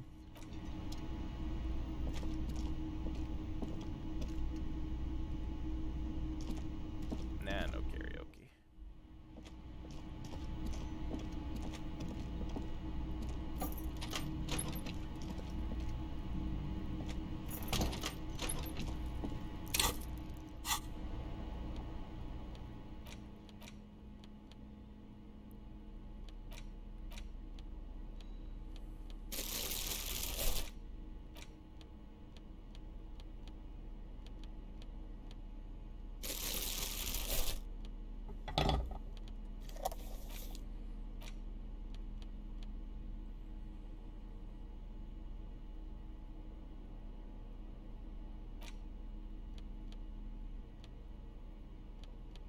The worn map features the patchwork grid of the streets of Martinez, with directions to appropriately touristy locations. Year 48 resides on the upper right corner. Trace a path through the grid. Your finger moves through the various streets, across Rue de Saint-Ghislain and Rue Saint-Sipar, over Saint-Brun and Martinez North, finally coming to a halt on the spot where you are currently standing, although the map gives no such indication itself. For a more detailed view of the map, go to your journal and select the Map tab. Put the map away. An intricate web of blue lines stretches across. It almost looks like the electronic patterns inside a radio computer or an old filament memory, but not quite. Who are you? Gone. What's the meaning of For this you tattoo? to discover. You've gotten as far as you will without assistance. Someone who knows about history could tell you. Put the photo away. The front of this quarterly journal features a large satirical portrait of the late King Friesel. From the sides of his head, a pair of white antlers spread to the corners of the cover. Why Friesel? Because Friesel was incompetent, foolish, and cruel. In short, the embodiment of everything the communards wished to overthrow. It's satire, you see. Flip through the pages, see what catches your To eye. your disappointment, there aren't any full-color pictures to direct your attention. Just column after column of closely set text, interrupted occasionally by little doodles in black and white. No advertisements, you notice. So who's funding this radical commentary? After rifling the pages with your thumb several times, you return to the table of contents. The magazine is divided into several sections: international development, Kunst und Kultur, and local concerns. Just inside the cover, there's also an editor's note. Read editor's note. Comrade, as you know, this journal takes its name from Mazov's immortal expression, Du cristal à la fumée. This was his way of describing the way the rigid, crystalline structures of capitalist ideology turned to smoke under communism. But, like the structures of capitalist ideology, we too are at risk of going à la fumée, unlike many publications which are content to spoon-feed their readers reassuring drivel. La Fumée is committed to telling the radical truth, even when that truth may drive away potential subscribers. Only 4 issues in, and it sounds like they've already alienated their readership. Perhaps they've overestimated the market demand for this kind of commentary. So please, if you value our radical Mazovian perspective on contemporary politics, culture, and international affairs, please consider subscribing today. Yours in struggle, the editors. You flip back to the front of the magazine. The table of contents unfolds before you. I want to catch up on international developments. This section includes a long, tedious critique of the latest round of free trade negotiations between the EPIS nations and the Free State of Seminine.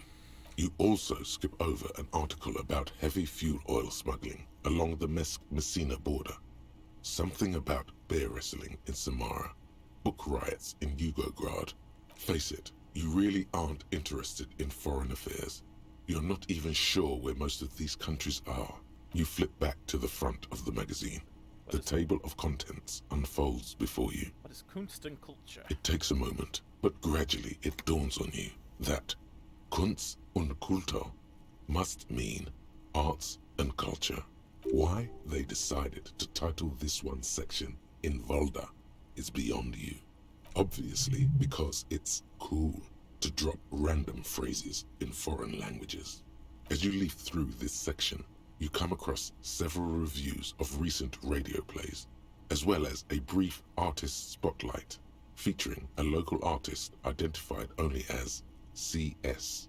The main feature, though, is a long essay titled Tip Top Tourney, a critical Mazovian perspective. Read the profile of CS. This so-called artist spotlight is really just a brief Q&A, made all the briefer by the subject's evident hostility to her interviewer. Wait a moment, what's this tip-top turning? The actual article is surprisingly light on details, but after skimming a page or two, you gather that it has something to do with motor carriage racing. If you don't follow it, you only ever hear about the ludicrous sponsorships and obscene death toll. Alright, let's see what these communists have to say about Tip Top. You think you're settling in for a relaxing recap of the most recent season, maybe sprinkled with some nice anecdotes about a few of the more colorful drivers. Instead, you find yourself skimming a 10,000-word feature about all the politically problematic aspects of Tip Top Tourney. Wait, what's wrong with Tip Top? Where to even start? For one, there's the crass commercialism of its sponsorships, and then there's the practically criminal emphasis on deadly motor crashes. Hang on, who wrote this stuff? Oddly enough, this article has two bylines: Nasteb Encolada Bernal and Exilus Buka. There's no way those are real names. Wait, why aren't they real names? Have you ever met anyone named Exilus? Come on, they're plainly pseudonyms. What's so bad about sponsorships? Under capitalism, the article says, every pursuit has its price. Every pleasure, even one as elemental as the joy of racing others around a track, is reduced to an advertising opportunity. Thus, the so-called tourney becomes a competition between increasingly meaningless brand signifiers. Your discount laundry detergent racing against a pack of Astra cigarettes, or even a Fritta. Right, but then you get to see them crash. And that precisely is what's problematic about it. Were it not for the promise of random, spectacular violence, audiences would quickly lose interest. At the end of the day, it's the destruction of these 750,000 real races that you're really watching for. No, I'm pretty sure I like it for the racing. Sure, you think that, but subconsciously, it's the visions of brand names being engulfed in flames that you crave. This flimsy magazine is right. Deep down, you know the only true stakes are life and glory, or death by fiery dismemberment. I guess I've never thought about it that much. That's because you haven't been reading critically. But don't worry. The whole point of these sorts of articles is to let someone else read critically for you. You flip back to the front of the magazine. The table of contents unfolds before you. Let's see what they mean by local concerns. Unsurprisingly, much of this section is taken up with articles declaring unqualified support for the dock workers' strike. You skim the headlines. Paint the harbor red and white. Martinez tames the wild pines.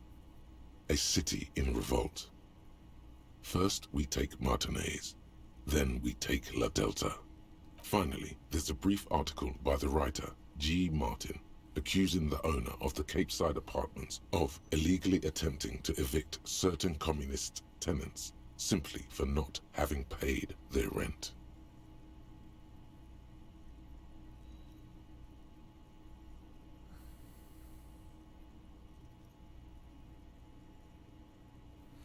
be better for everyone if labor and capital could reach some reasonable accommodation? According to these editorials, there can be no accommodation with the forces of international capital or their mucilaginous allies in the coalition. Hold on, what's this about coalition? Judging from the context, it's something very large and fundamental. You should probably know about it already, honestly. You flip back to the front of the magazine. Put the magazine away. Fun. Alright, evidence. Fractured bullet. The bullet is safely sealed away in a plastic bag bearing the RCM stamp. Kim has filled out the label on the bag with the item number, case number, and date and location the bullet was found. What do I do with you, bullet? The squished little thing has no idea. I know. You should find the gun that shot this bullet.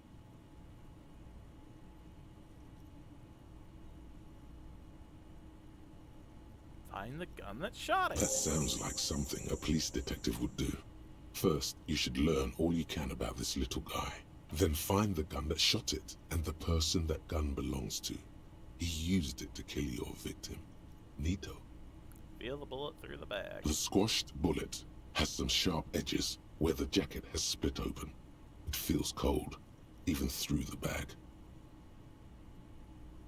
You wouldn't ordinarily have cause to handle jacketed bullets. The citizens' militia uses cast bullets only. Little pebbles of metal loaded from the muzzle, usually in a cartridge. Inspect the bullet closer. The jacket of the bullet is made of a yellowish metal. It has blossomed out to reveal a dark grey core. The base of the bullet is close to 5 millimeters in diameter. Look at the jacket. You can just about make out a few striations near the base of the bullet. Little hairlines, linear. It feels standard. And the core? It's quite destroyed. Some of the fragments are still lodged in the wound. Far away, Lieutenant Kitsuragi is flipping through stations in his Kanima. He is not here examining the bullet with you. He should be. He would find this very intriguing. Mention it to him later when he's here. Well, I have nothing more to say.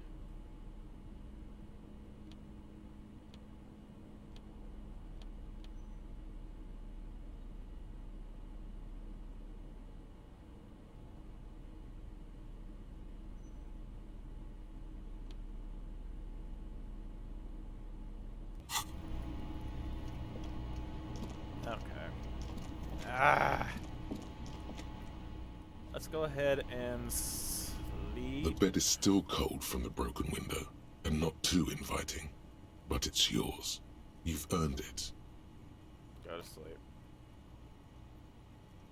The bed is still cold from the wind blowing in from the broken window. The mattress creaks as you close your eyes and try your hardest to fall asleep.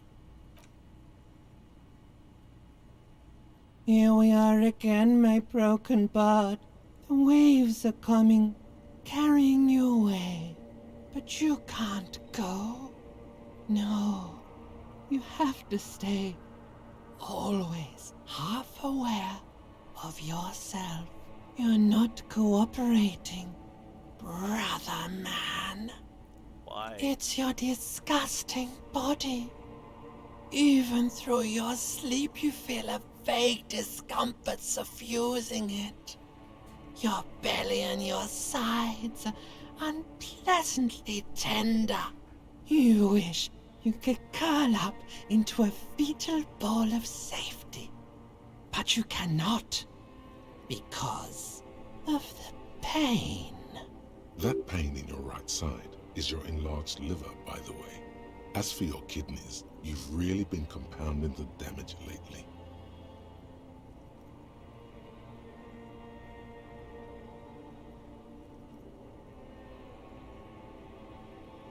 I think I need medical Oh, attention. yes. They'll check you out, give you some pills, make it all okay. The Wonder Makers. Don't be stupid, Harry. It's not happening. They don't make new kidneys and livers in hospital. All you've got to do is pray to guarded passes and stare at the flickering darkness. You're just stuck here, in the half-world. Could try looking at other people, really looking. But why would you want to start doing that?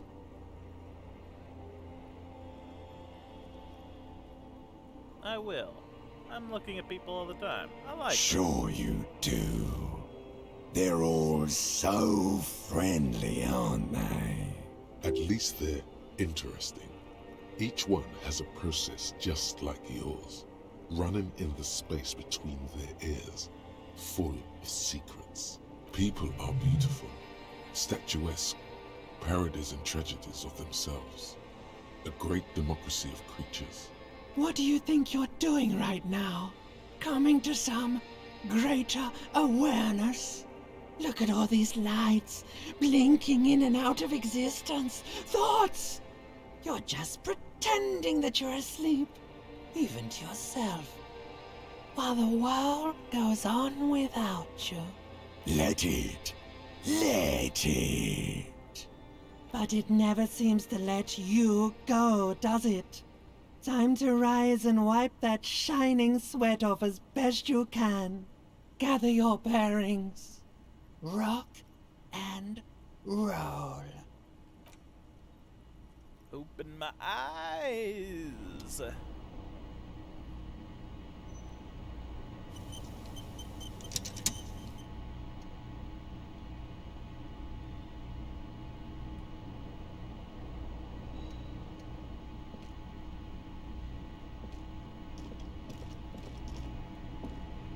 A mirror hangs on the bathroom wall. In it, your face, adorned with the expression.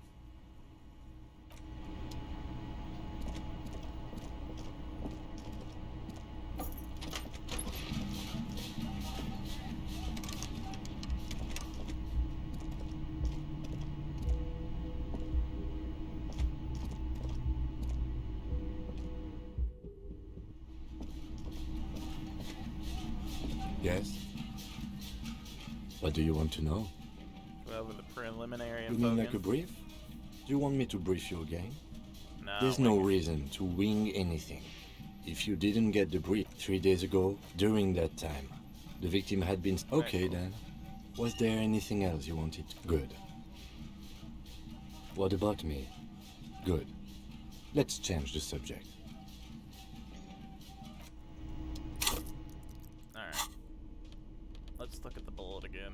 The bullet is still safely sealed away in a plastic bag bearing the RCM stamp. A jacketed bullet. Okay. It would have been shot from a military-grade breech-loading rifle, not from a muzzleloader like those typically found on the streets of Martinez. We were right. This came from a serious weapon, highly unusual. The people of Revachol haven't carried breech-loading weapons like this for nearly half a century. Even the RCM uses ordinary unjacketed conical bullets. This is strange. Very strange. I like this, officer. Strange means unique. Unique means incriminating. We need to find the gun that shot it. A rifle, revolutionary period. Your bullet looks to be an old 4.46mm from the surplus left over from the turn of the century. Probably an antique or a retrofitted antique. The 4.46 caliber was widely used with the Belmargrave rifle, a Revacholian manufacturer. The BM dominated the battlefields of the Insulindian theater of the anti-centennial revolution 50 years ago. Incidentally, you have just such a rifle with you, the dusty old thing you found hidden in the basement below the commercial area. It's unusable, sadly. If it were, the bullet would probably fit the chamber. Is anyone still making these rifles? No, but Zeliger, a major firearm manufacturer, ended up with a surplus after the war. So there are still a lot of these old military rifles floating around, usually broken. The quality was appalling. Who uses Belmargrave rifles these days? Antiques enthusiasts, guerrilla fighters in distant countries, a few lucky jamrock bangers. You're looking for the same thing you found in that hidden weapons cache, only in working order. What are you thinking? Bullet? I think I know where this came from. Okay. And? The shot probably came from a Bell and McGrave rifle. An antique. That makes sense. There can't be many breech-loading rifles floating around in Martinez, or anywhere in Ravachol, really.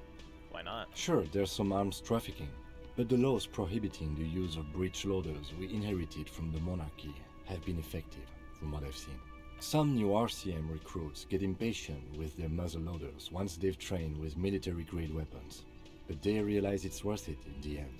Prohibiting peacetime law enforcement to front-loaded rifles is a policy enforced by the Moralist International in all the nations of the Real Belt. Makes you consider every shot. I like it. Imagine if everyone, cops, citizens, had access to firearms that could shoot multiple rounds without pausing to reload. After the first shot, the second, third, and so on come much easier. But back to the investigation.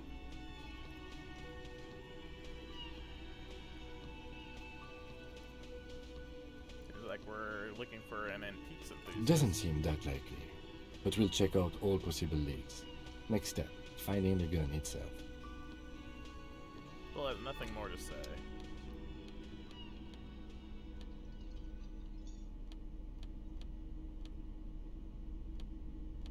Six crumbling petals rest on your palm. They're white, a bell-shaped crown. What is this, Kim? This is the Insulindian lily, called Maybelle's or Lucille's tears during the Revolution. Girls used to pin these on soldiers before sending them off to battle. This flower is a spring flower, but it's a bit early for that, isn't it? What is the A revolution? big political and military conflict. Ask around or buy a book. Who pinned them? Which side? The revolutionaries, so the communards and the anarchists. White's their color, but the custom started in the suzerain's army, so it held meaning for the kingsmen too. It's about girls and boys more than sides. Girls sending off boys who are going to their deaths, then also dying themselves in the ruins from dysentery and consumption. It's a symbol of the Civil War.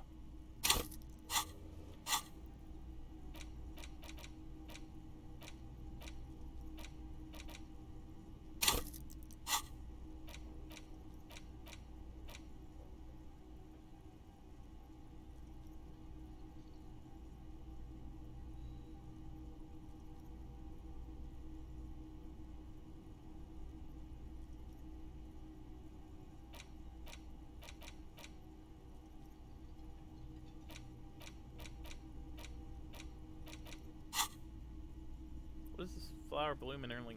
Does this flower bloom in early spring? Yes, but not this early. Not to my knowledge. It looks dried, preserved. Is it coincidence, it being on the roof? Maybe. Maybe not. We'll see. Very well. The petals feel dry and fragile in your hand. Water flows under the channel bridge. Dark water. You rub your sides for warmth, but there is none. Inland, above the Martinez distributary, the channel that brought wastewater from the silk mills of Jamrock, and then dead bodies during the war. The wrinkled fingers of an old man crush flower petals, then sprinkle them in the stream like white salt. A crinkled chewing gum wrapper. The worn label reads, Tutti Frutti. It smells faintly of apricots, with a barely noticeable twinge of cinnamon. You feel compelled to point out that there's nothing fruity about cinnamon. It's a spice derived from tree bark. Cinnamon's not a fruit. Can a used wrapper shrug? Seems like that's what the wrapper is doing, somehow. This is not about flowers or bark.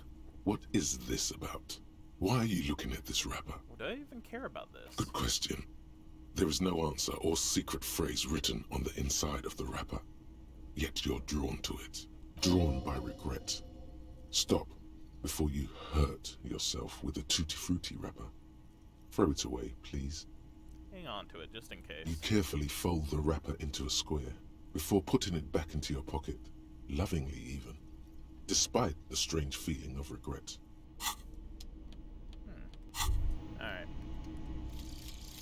Some kind of superstar. They say the world isn't ready for a rock and roll cop. No one wants their state monopoly on violence to be mixed with celebrity worship. They claim to know it would be dangerous for detectives to rise to the ranks of demigods and have sexual encounters with barely legal cover girls. It would be insane, they say. To all this, you say, fuck off and die, in a cool voice. You people have no idea how good these cops are gonna get. They're gonna crack 20 cases a day. In the future, cops will be like astrophysicists, or prime ministers, or prophets. And you're the first one. Logic -1, price of self-delusion. Learning cap for visual calculus raised to 6, learning cap for suggestion 6, electrochemistry 6, composure raised to 6.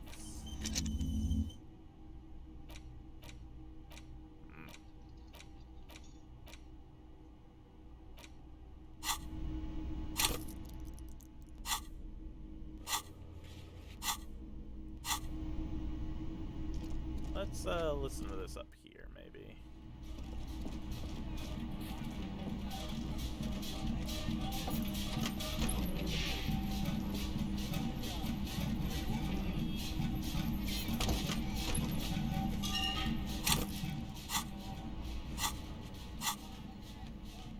The porter reel is just what you needed. The reels attach to the apparatus with a satisfying click. The tape is rooted behind the magnetic reader. Play the tape. You push, command set, and the tape starts spinning. Violent static and machine sounds fill the air. This isn't Revachol. This is a fucking village. I can almost see the elephants. The harbor. That's the son of a Kvalson crane. When this shit is done, I'm gonna tear that place up. Soldier of the Apocalypse style. Kill shit. Dogs and chickens too. Gonna run a room, Cordy.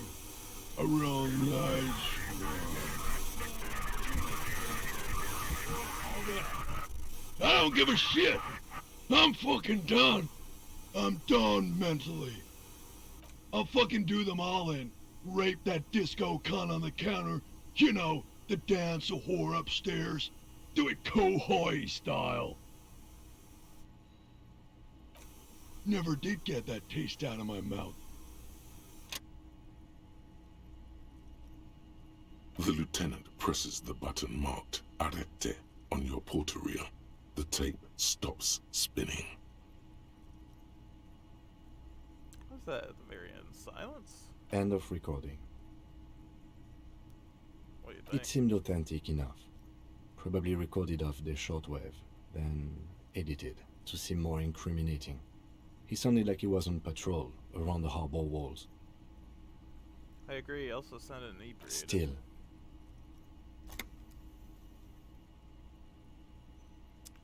Who's this Corty? Corty could be short for Cortenar, one of the other mercenaries, the one he was talking to.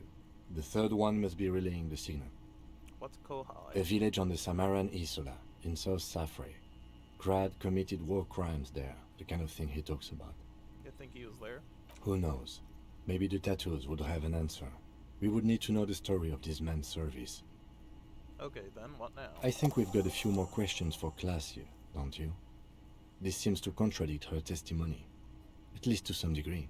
As you take out the tape, the boombox tunes itself back to the cheery radio again, spewing out beats like it's a Friday night.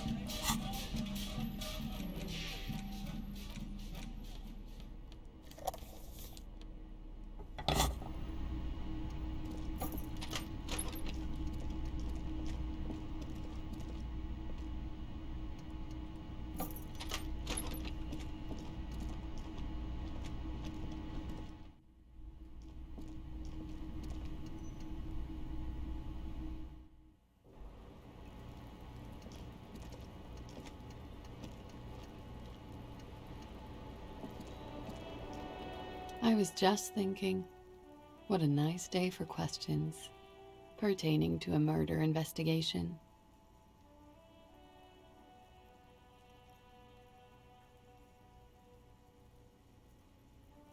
Titus Hardy gave us a recording where the deceased states his intention to commit.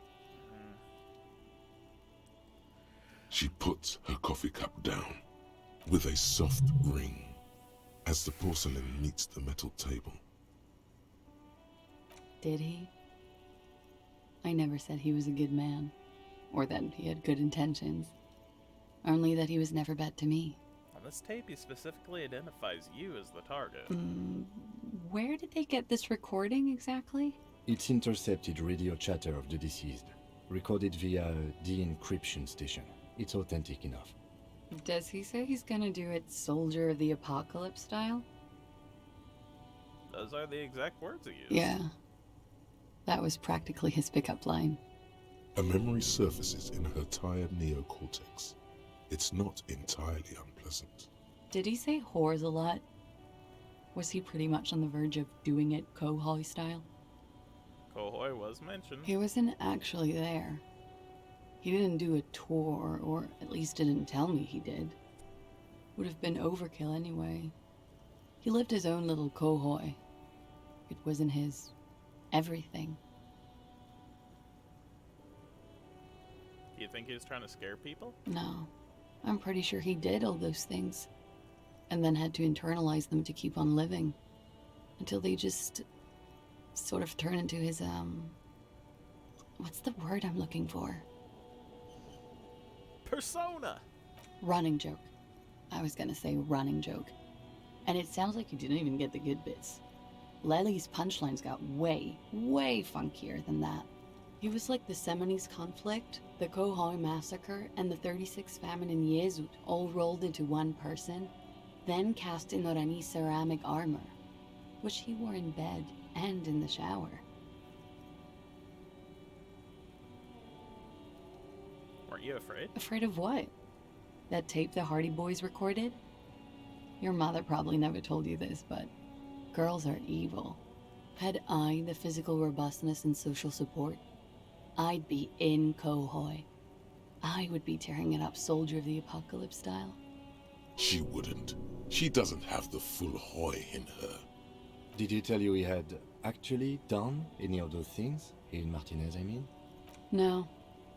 We were too busy laying waste to our own nervous systems to direct any of the fury outward. He seemed happy, I guess. At ease. As much as a man like him could be. What kind of man was he? Before you go, ask for details. She seems okay to talk about it. Thank you for clearing that up, miss. Whenever you're ready. I'm interested to hear what Titus Hardy has to say now. She takes a very small sip of her coffee and smiles. Now that you've had some time, can you tell us more about the victim? Like, for example, his name? Actually, officer, I didn't know his name. I just called him Lely. A nickname? I guess. He came from Lelystad. It's short for that. And it was his army name, apparently. He said his real name wasn't his. I tried to pry it out of him, but it was no use. Lelystad. That's a good start. We have a few questions you can help us with. A few things a field autopsy alone can't answer. The young woman cranes her neck, trying to catch a glimpse of the page the lieutenant passed to you. On it is a list of autopsy observations recorded neatly in blue ink. Everything left to be clarified is in the column on the left. Where is Lelystad, the place I mean? In Oranje, officer. It's, I think municipality is the term. A nowhere town there. The Lelystad municipality has few boroughs and even fewer cities. It's made of agricultural plots near the border of Gottwald. Executive summary: cows, silos, and wheat. You were almost right, officer. That means his race was occidental, not mondial. I'll update the form. You are both from Oranje? Yes. We were compatriots. Did that bring you together? No. He was too old for that. And from another part of Oranjenrek. I didn't even understand his accent. What brought us together wasn't Oranje. It was bad habits. Sex. Alcohol. How old was he, miss? He was 42. 42? Are you sure? I would have had him above 50. He had many scars that made him appear older. But no, we even celebrated his birthday like some weeks ago. It was a funny 2 days. He had little reason to lie to me. We were slightly off then. Thank you for clearing it up. The adversary one. Eye color? Blue. Light blue. They were like little blue galaxies, you know? It was strange, seeing those eyes in his fucked up face. Pardon the swearing. I do him an injustice. He wasn't ugly. And he had a beautiful, soft voice. Very surprising, what with all the scarring. It was quite something, watching him speak. He had a combat wound on his chin and mouth? Yes. Severe. It made him look like half his face was cracking away in some strange smile. That and those eyes. Ah, yes. His hair, if you can remember? It was light brown, almost blonde. He darkened it with brilliantine, made oily. Not nice to stroke. I couldn't convince him to leave it alone. Get to the rest. The young woman nods. He had a tattoo. What did it mean? Oh, that. It was a map of the Waywards? Sure, waterways. It was mostly for showing off to chicks, though. For showing off to chicks. How so? How? Imagine him lying in bed. Freakish musculature laid out on the sheets. Scarred, of course. Tattooed. The sheets are dirty for some reason. Is this Oranese lit? Is this Oranese lit? Yes. This is the very essence of Oranese lit. A moment's respite. Dark and hopeless as the struggle itself. He's smoking and drinking, of course. And his chest and shoulders and arms are studded with stars. Tens, hundreds of them. Maybe even thousands. And the woman goes like, "What was this, baby?" And he says, "That was too hardcore. Don't ask me about that." So she goes, "Okay, but what's this, baby?" And he's like, "Saw some bat shit there. Killed some loincloths." And so it goes. Star after star, port after port, third world country after third world country. And he's done horrible things in every single one of them. You were the woman in this? Oh yeah. Can you tell us precisely what these mean? No thank you. I've seen enough of him dead. I can tell you what they meant without looking at them. Go on. He was a blue-eyed boy with thick arms, from a small town. He was also poor, and the government of Oranje needed some people killed, so they turned him into a grotesque killer. For money. He went to Killer Academy in Vredefort. Then he killed some people on the Seminine Islands. And on other islands, too. All of the islands. After this, he came to Revachol and got killed himself. Thank you for clearing that up. Change of topic, perhaps?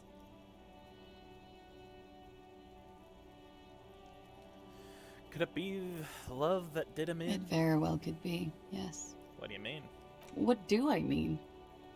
I have no idea. I don't even know what you mean. Love did him in? What does that mean? He told me love did him in. That's not funny, officer.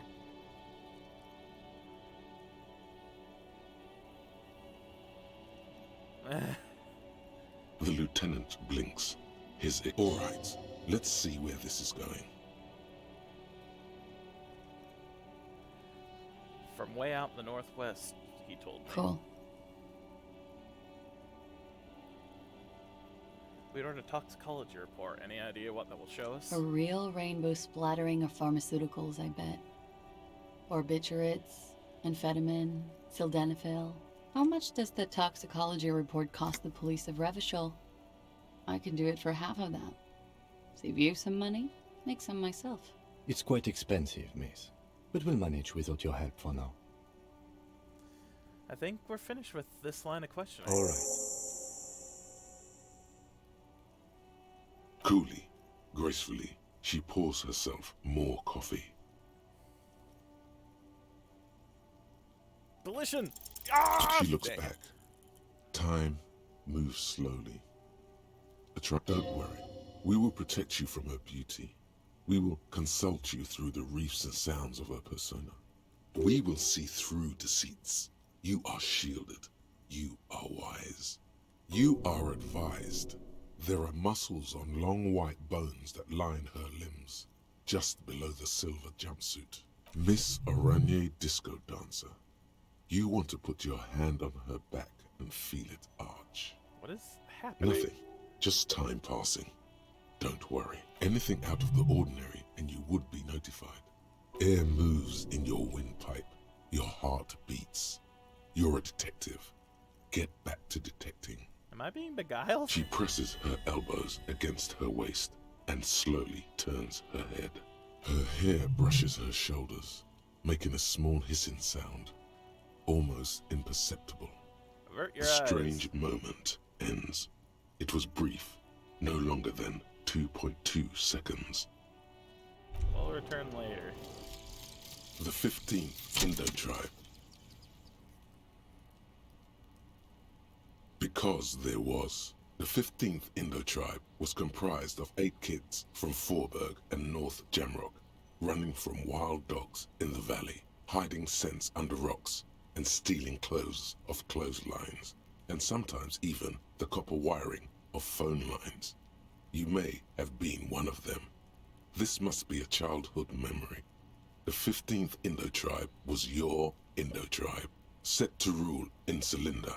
The rest of the kids are dead now. Car accidents and drug overdoses. Only you remain.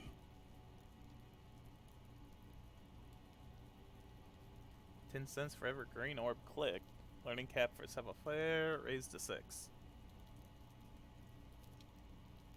10 cents for every green orb clicked. Okay.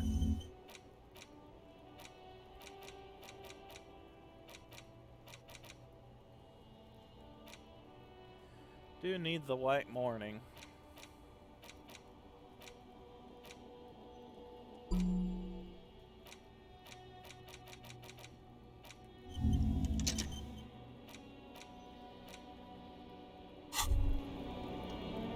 Wait, stop.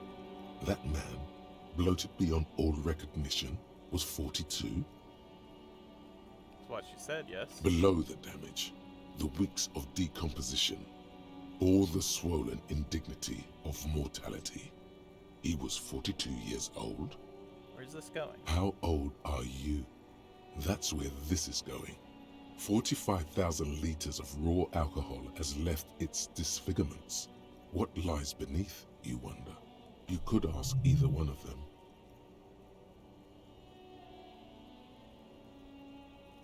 Kim, how old do you think I am? How old do I look? How old? 58.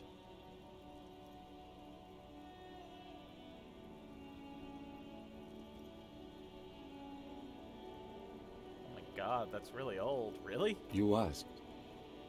What if you're wrong? We're both wrong about the deceased. He turned out to be 40. 42. And he was deceased. He had been decomposing for a week.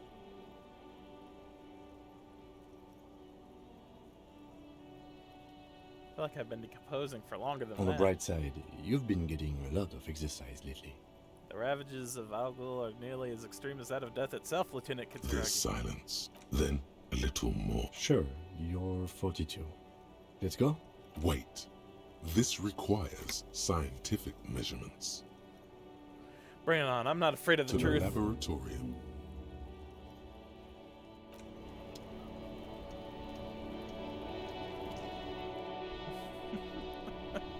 So dumb. But I do have a new thing to look up now, so that's nice.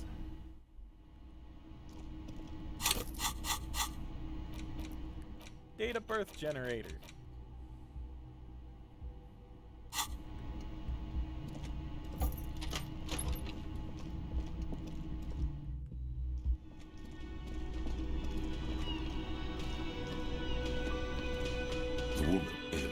RCM patrol officer's uniform winces as she notices you. I would really prefer not to talk to you right now.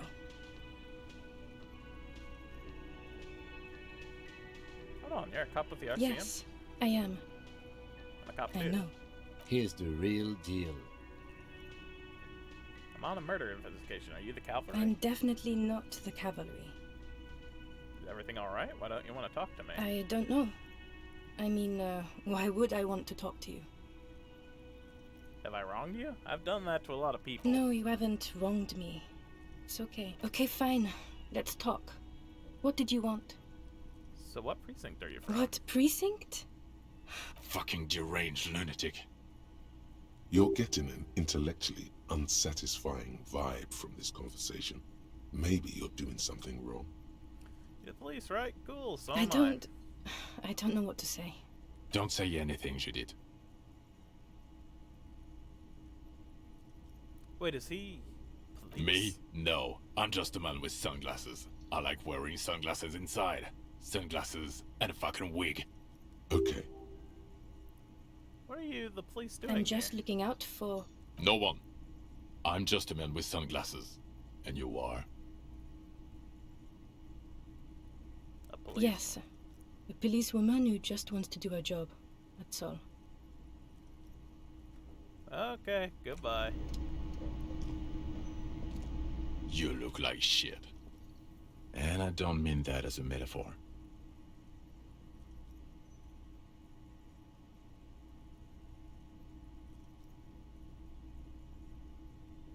Last couple of days have been rough. Oh, don't be so modest. We're looking at several months worth of damage here. Kind of a miracle you're still up and at it, to be honest. Oh, come on, Jean. It looks like it's been a rough week on him. It's not just this week. What you want? There's something about this guy that matches with a face in your head. A similar, but different face. He might be wearing a disguise.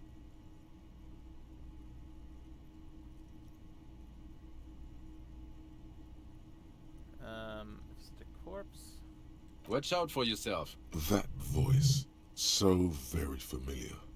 Did you hear it when calling to your station and reporting your badge missing? I recognize. Oh, really? I wonder where. Lost my badge recently. When I called in to report it missing, you were there. That's the where you remember me from?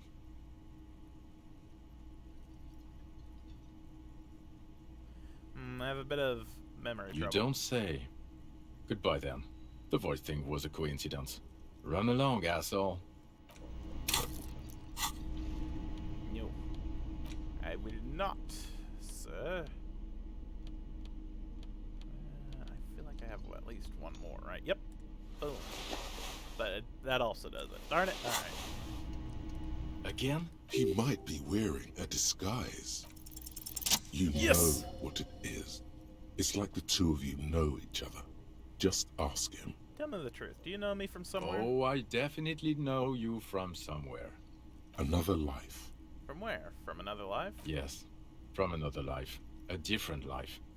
Maybe the life of a police officer belonging to the ranks of the... To what station do you think you would belong in this alternate and totally fictional reality? 41st. Okay. That's plausible. That's entirely plausible. Now we're really getting somewhere. Somewhere good. Let's talk more about this hypothetical Station 41 you mentioned. Okay.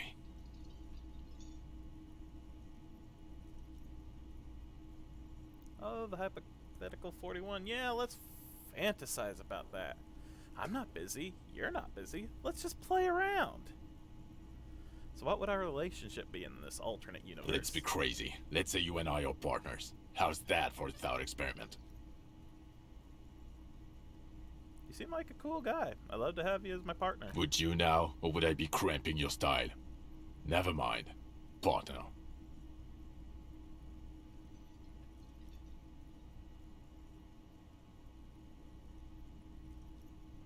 No, you wouldn't cramp my style at all. Okay.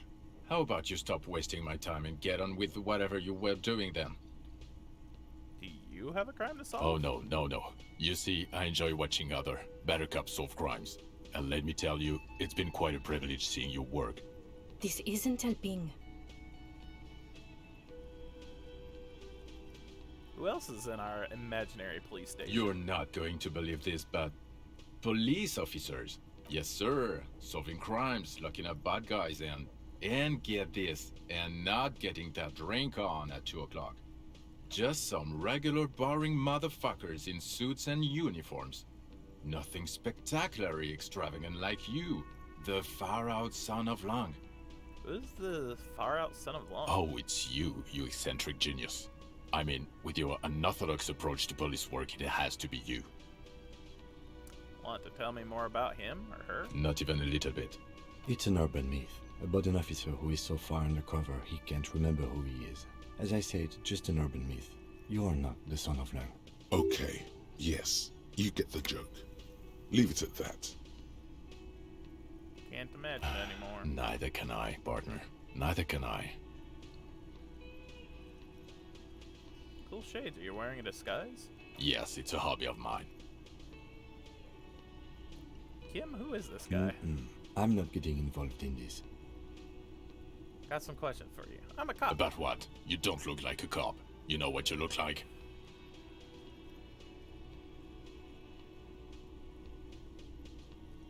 Like a sack of shit? Exactly. Now will you answer some questions for No. me? Why not? Because it's not my job. Why don't you go and fucking do yours and solve this damn hanging?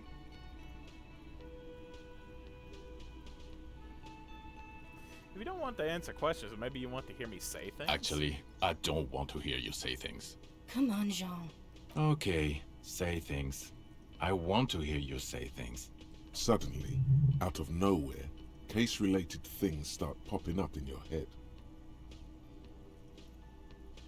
Okay, I'm doing this investigation. It turns out he was shot and hanged. You think he was hanged as a cover-up? To hide the shooting? Basically, yes. Okay, well... Hey, why am I telling you this? I don't know. Why are you? It's like you felt it would be intellectually stimulating and would lead somewhere. A custom even? Strange. Oh my god, there's more. You want something more? What is it? Let's talk about the hangman again. Okay, why not? Let's do the old thing over again. We're not wasting time. There is no time. Okay, I'm doing an investigation. Man is hanged. So, do you know who hanged him? Not Yeah, yet. I can see that. I don't know. Oh my god, there's more. Okay, the man with the sunglasses and his hypothetical Station 41. Weird, right? I know, super There's weird. something missing here. Something you can't put our finger on. You know what? Just ask him. I know it sounds crazy, and you'll probably get laughed at. But still. I was thinking the same thing. I should just ask him if we're from the same Yes, station. just cross it off the list. It's probably not true, though. Again? I can't believe this shit. Look, I just have to ask. Are we from the same police station? I'm going to say no. Just to see what you'll say to that. What'd you say? Yeah, probably not. I don't remember you from anywhere. God fucking shit. Okay, I was clearly wrong. He is a firefighter, male nurse, animal control agent, something of that kind. Not a cop. Go on with your cop work. Don't let me stop you again. Okay then. See you around. Yes? What is it? Look, something is really bugging me. Are we or are we not from the same police station? God damn it, you leave her alone. Keep your weird bullshit to yourself and be professional for once, for fuck's sake. Can I actually help you with something? Yes, of course. Preposterous. I mean, you would remember if they were, right? Who forgets their squad mates? That's not possible. Are you with him? Of course I'm with him. Why do you ask? You look cute together. And you look like you don't bathe, on principle. Please, let's not turn this into another exchange, okay? Are you with him? Of course I'm with him. Why do you ask? He seems like a cool guy. Well, he's not. He's a sack of shit barely kept together by crazy glue. But at least he tries, unlike you. Please, let's not turn this into another exchange, okay? Okay, goodbye. Oh, hello, dear. There you... No more cryptids? Or I guess it is only cryptids. I've got nothing to say to you. It's you again. What is it?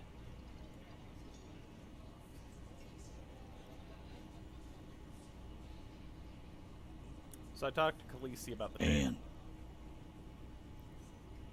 And nothing. She stands by what she said. That fucking fucker.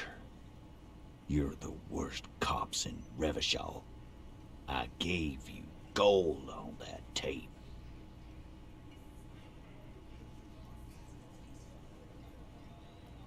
She pretty much laughed it off, Titus. Fucking fuckity fucker. And what did she say then? That it's fine. People are supposed to be like that.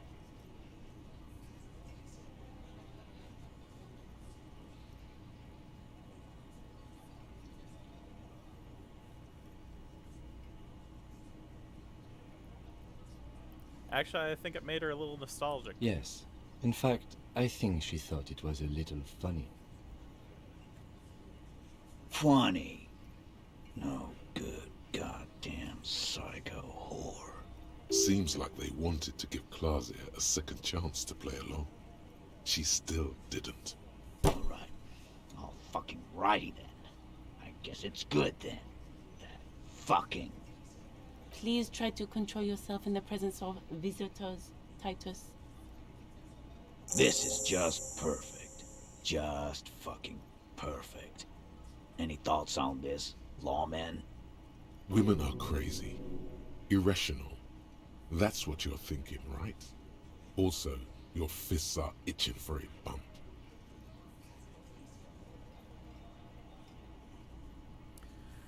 I think you had a lie plan, but she didn't play along. I asked for your opinion, not a bedtime story. Tell it to your grandma. This tape was the last chance for her to do what was planned. But she didn't. She knows she can't lie to us, unlike you. Fantastic. So now, you remember how to do your job. I'm so sick of this piss. We should get something harder in here. Yeah, guys! We should get a party going tonight! Why?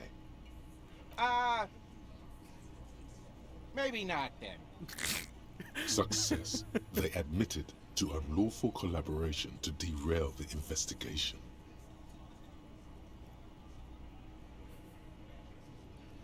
Be straight with me, Titus. What really happened? I already told you. We fucking hanged him. There's less gusto in his voice now. His men too are growing increasingly silent. Come on, Titus. We know you didn't hang him. He was shot. I know you're tired. So am I. Why don't you just... You know what? I am tired. I'm tired of you and the whore upstairs. Next time you see her, tell her Titus said, "Fuck on!" This is the petulant rage of someone who's at the end of their wits. That lying, scamming. We're done. This is over. You understand? Your little investigation is over. Yeah.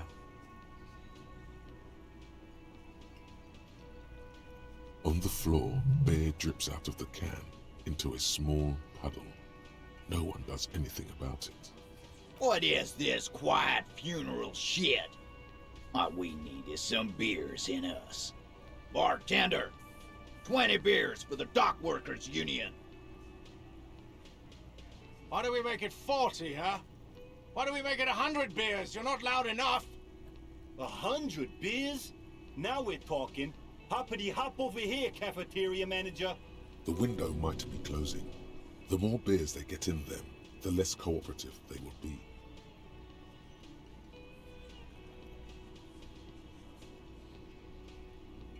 I can do it. This is a white check, so I can do this again. Do it! Come on! Klasia is playing them like a fiddle. Tell them how bad they got played, and they'll tell you the truth. There are many ways to go about it. All of them really good.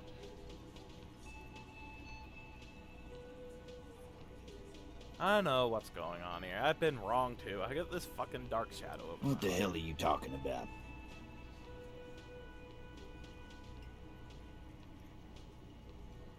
As I awakened into this world, something came within me, an ancient sadness. Oh, that shadow.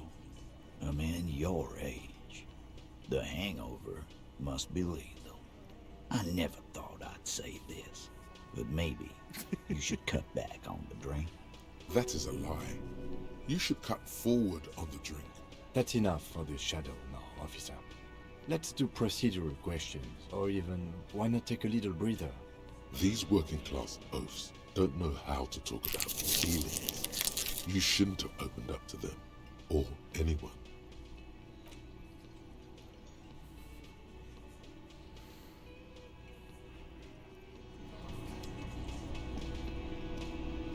I've got nothing to say to you. Okay. Ooh, it's foggy. What to do now? Oh, I'm very close to leveling up. That's nice.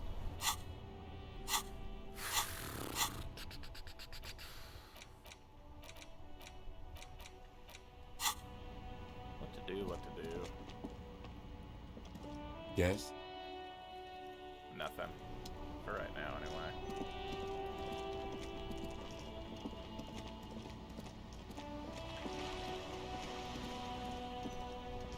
Oh yeah, I can talk to him about the picture. Officer! God damn it. Pull yourself together, Rene. What do you want? Do Maybells mean anything to you, Renee? I prefer the old name. Insulindian Lily.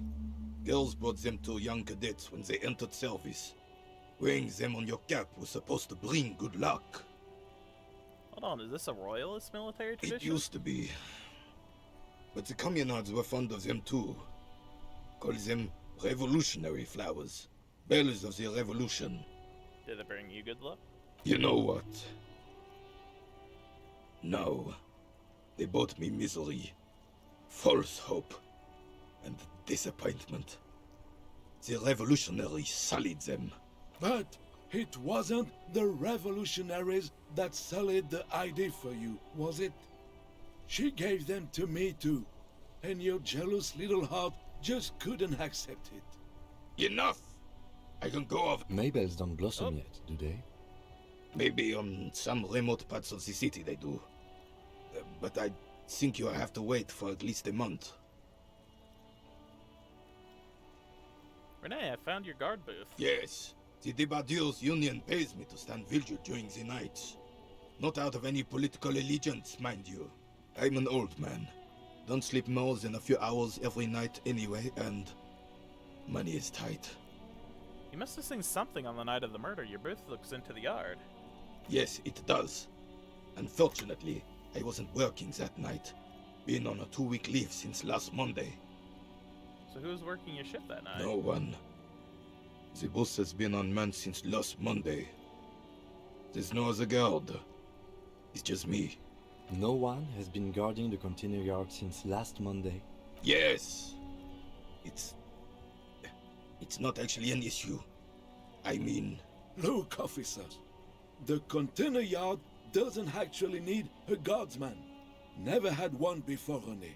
Monsieur Claire had that booth built specially for him. It's mostly decorative. Mostly The decorative? possibility of someone being in there is enough to discourage any ill-minded individuals. Evrard created this job for René because he knows the Royal Carabiniers' pension of honor and PTSD isn't something a man can live off. A decorated Kingsman collecting tear reflects bad on the whole neighborhood. His words.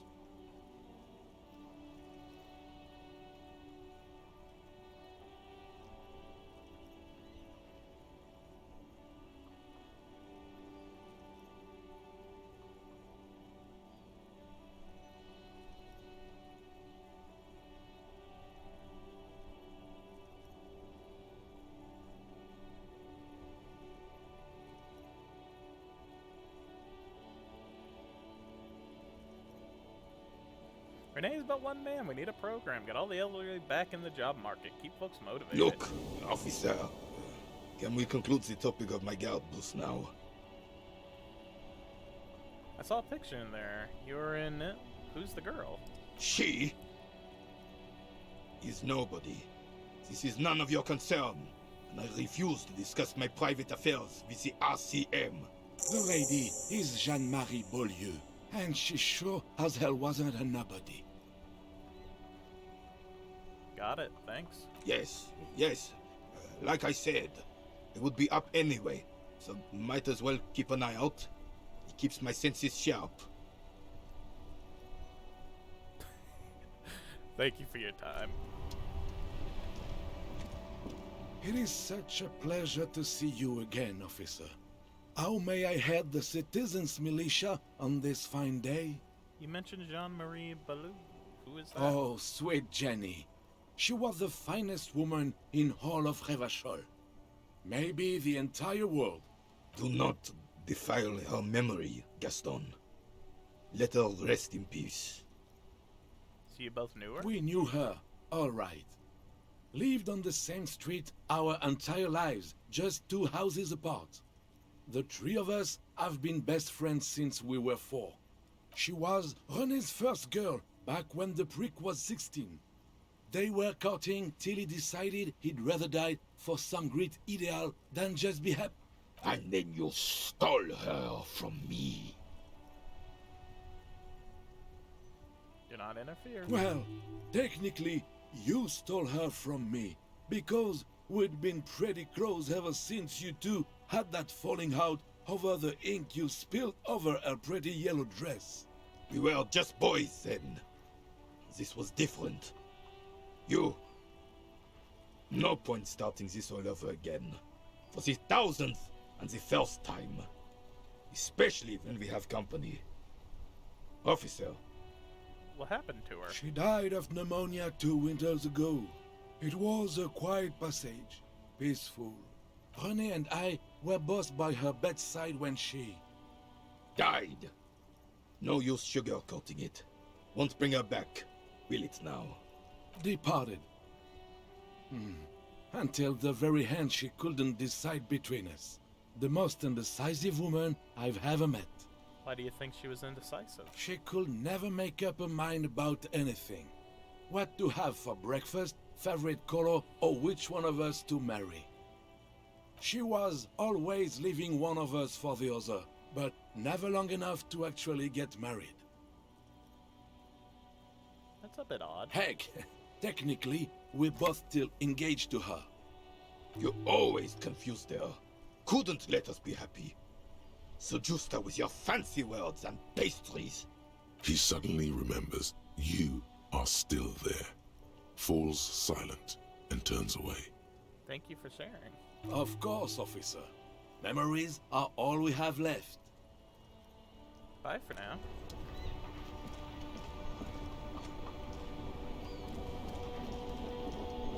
Okay.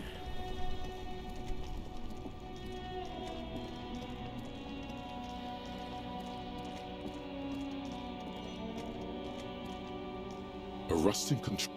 You grab the handle and pull the lever up. As soon as the metal connects against the contact pins, you hear a loud clunk. Then, the water lock starts moving. Yay!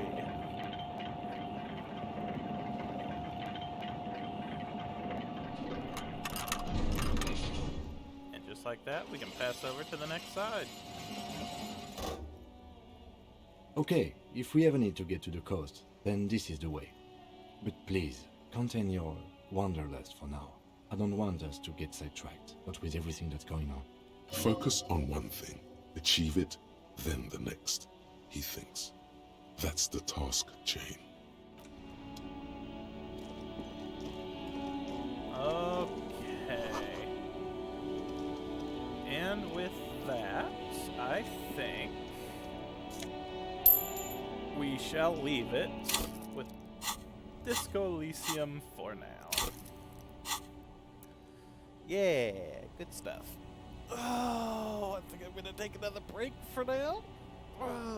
get some food. And then come back and play some Pokemon for a bit. Maybe even get to the point where I'm fighting Red, maybe. We'll see. But yeah. Thank y'all for watching. Thank you, Keyboard Zombie, for chatting in the comments. And yeah, I will see y'all again in a little bit. Bye for now.